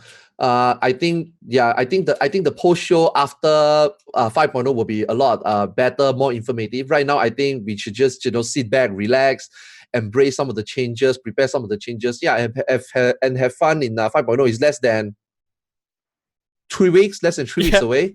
Yeah, I'm very excited about it, and I hope a lot of players from other MMOs watching this probably right now. Yeah, give the game a shot, right? And I hope you are ready for it and not stuck at a Realm Reborn. Seriously, man, get a jump potion or something. Yeah, you can find me at twitch.tv/Arthars. Yeah, I'll be streaming probably immediately after this. So and free Xeno, please. Okay, I'll do a host to Arthas after this too. Now that I know you're streaming, we'll do a host. No, I'm not going to do it immediately. Like I need to take a short break. Oh, okay, fair. You got to eat too, right? Yeah. All right, and Bach, what kind of last thoughts where people can find you? Last thoughts, and what? Okay, well, last thoughts. Kind of what I said earlier in the show is like, keep in mind, just bear in mind that like a lot of these things, a lot of the details that we see here it's not the final build, so don't freak out. And at the same time, it's okay to complain a little. Whatever changes you see you don't like, make it known. Say so. I mean, even if it's something like upvoting a comment on Reddit, or if it's just just saying something somewhere, because like devs will, stuff like this will spread, and devs will catch wind of it, and there's still the final build of Shadowbringers and a balanced patch before the raid thing. That they always make changes to every job, so like don't lose despair in your favorite job if it's not how you like it. And yeah, honestly, that's it. As for me, I mean, I stream somewhat regularly. I'm not as professional as a streamer as like guys like Arthars and Xeno, but my stream's my own little thing. But you can catch me on twitch.tv/BokChoyKN. Can't promise I will have a face cam. Dude, I'm telling you, Frosty was like, it's like, you gotta promise me one thing: your face cam debut has to be on my show. I'm like, all right, you can hold me to that promise. So yeah, there you go. I did it, guys. We got him. All right, yeah. But I don't know if I'll stream with it, but I'll do podcasts with it at the very least. All right. I appreciate it for sure. And Balana, last words, and if you want people to find you, I know you haven't been streaming too much. Oh, I forgot something. Sure, Buck. Yeah, go ahead. Free Xeno. Okay, Jesus Christ. Okay. Balana. Hey, yeah. So final thoughts. I'm excited. I want to see how all this stuff actually plays. I want to get my hands on it. Or Never's not as fortunate as you, Frosty, to get invited out to some private swanky event out in San Francisco. We'll do a podcast for 4 years, shoutcast multiple events at PvP and stuff, and maybe, Yeah, I'll just wait 3 more weeks, and then I'll get my hands on it then. And there's a lot of math floating around right now and a lot of theory crafting, but it's more just good fun right now before we actually like get our hands on it and get into it. Don't go doom and gloom about everything too much yet. But if it comes out and it's still crap, yeah, go crazy, go nuts, get that word out there, start some fires. For me, if you want to follow me, I stream sometimes. It's right there, Balana Rahl. You can also follow me on Twitter, same thing, Balana Rahl. And yeah, thanks for having me on, Frosty. Sorry, Zeno couldn't make it here. Hashtag free Zemno. And Bach and Arthars, always great. I don't think we've done a show together before, Bach, but I think this is like our third or fourth Mm-mm. together. Oh, Arthars. really? Yeah. I never No, got it you was, to. it was a pleasure. It was a Yeah. pleasure. Oh, all This is right. my I second love time with doing Bok as well. No, Yeah. this is like our third or fourth time. You kidding me? No, second. You no, and me. man, no, second. dude, no, dude. Okay, we did the. Remember we did the on the 100th episode. Oh. We did the JP and NA differences, and then we also Yeah. did that one with Yeah, Zeno. yeah. That's That the was so first one. good. We've done at least a few together, man. Yeah. Okay, maybe 3. Yeah. All right. Well, guys, of course, I appreciate you all coming on the show today. It means a lot to me.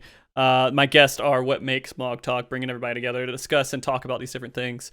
And again, we'll go more detail into these jobs and everything else for everybody watching later on, after things have kind of had some time to rest and we could think about it a little bit better. Next week, there is a live letter, I believe, for E3 happening very soon. In a few days, and we will have a show discussing that, depending on the topics that they discuss there. Might depend on the guest and kind of what our show will be shaped on. We usually try to get on what's really important. Unfortunately, I'm not a person who cares about certain glamour features and if there's male Vieira versus female Vieira and everything else, and so we might not highlight those parts of that show. But if there's things like crafting, gathering, raids, things like that stuff, we would probably highlight those parts. So look forward to that next week, and I'll have more information probably after the release of after the live letter. Past that, we have a handful of things that we're doing and discussing. And when I always say we, I don't know if I just collectively think we. It's really me. I'm collectively thinking of these things and deciding. But I have a Discord here that I've been a little bit more active in for MogTalk, where I put a tentative schedule of what we're doing and kind of plans that we have going forward and everything else. And if you guys have suggestions or thoughts or anything else, feel free to go in there and give them. Also discussing kind of relevant things like the world race is coming up. If you guys don't know that, we're about a month and a half from the first world race we've had in over a year for ratings. I'm very excited for that. Last bit here. I guess, yeah, that's it. Thank you, everybody watching the show. Thank you, Kurara, my wife, for being wonderful in the background and keeping me sane. Thank you, Andre Kane, for the music that I play at the beginning and the end of the show. Thank you, Blizana, for the artwork that we use for the panes and everything else on the show. And with that, I'll see you guys next week. Remember, always keep an open mind, keep discussions going. Never be afraid to have that conversation about something you love, and have a wonderful, wonderful week. Bye, guys. See ya. Bye. See you. Bye-bye.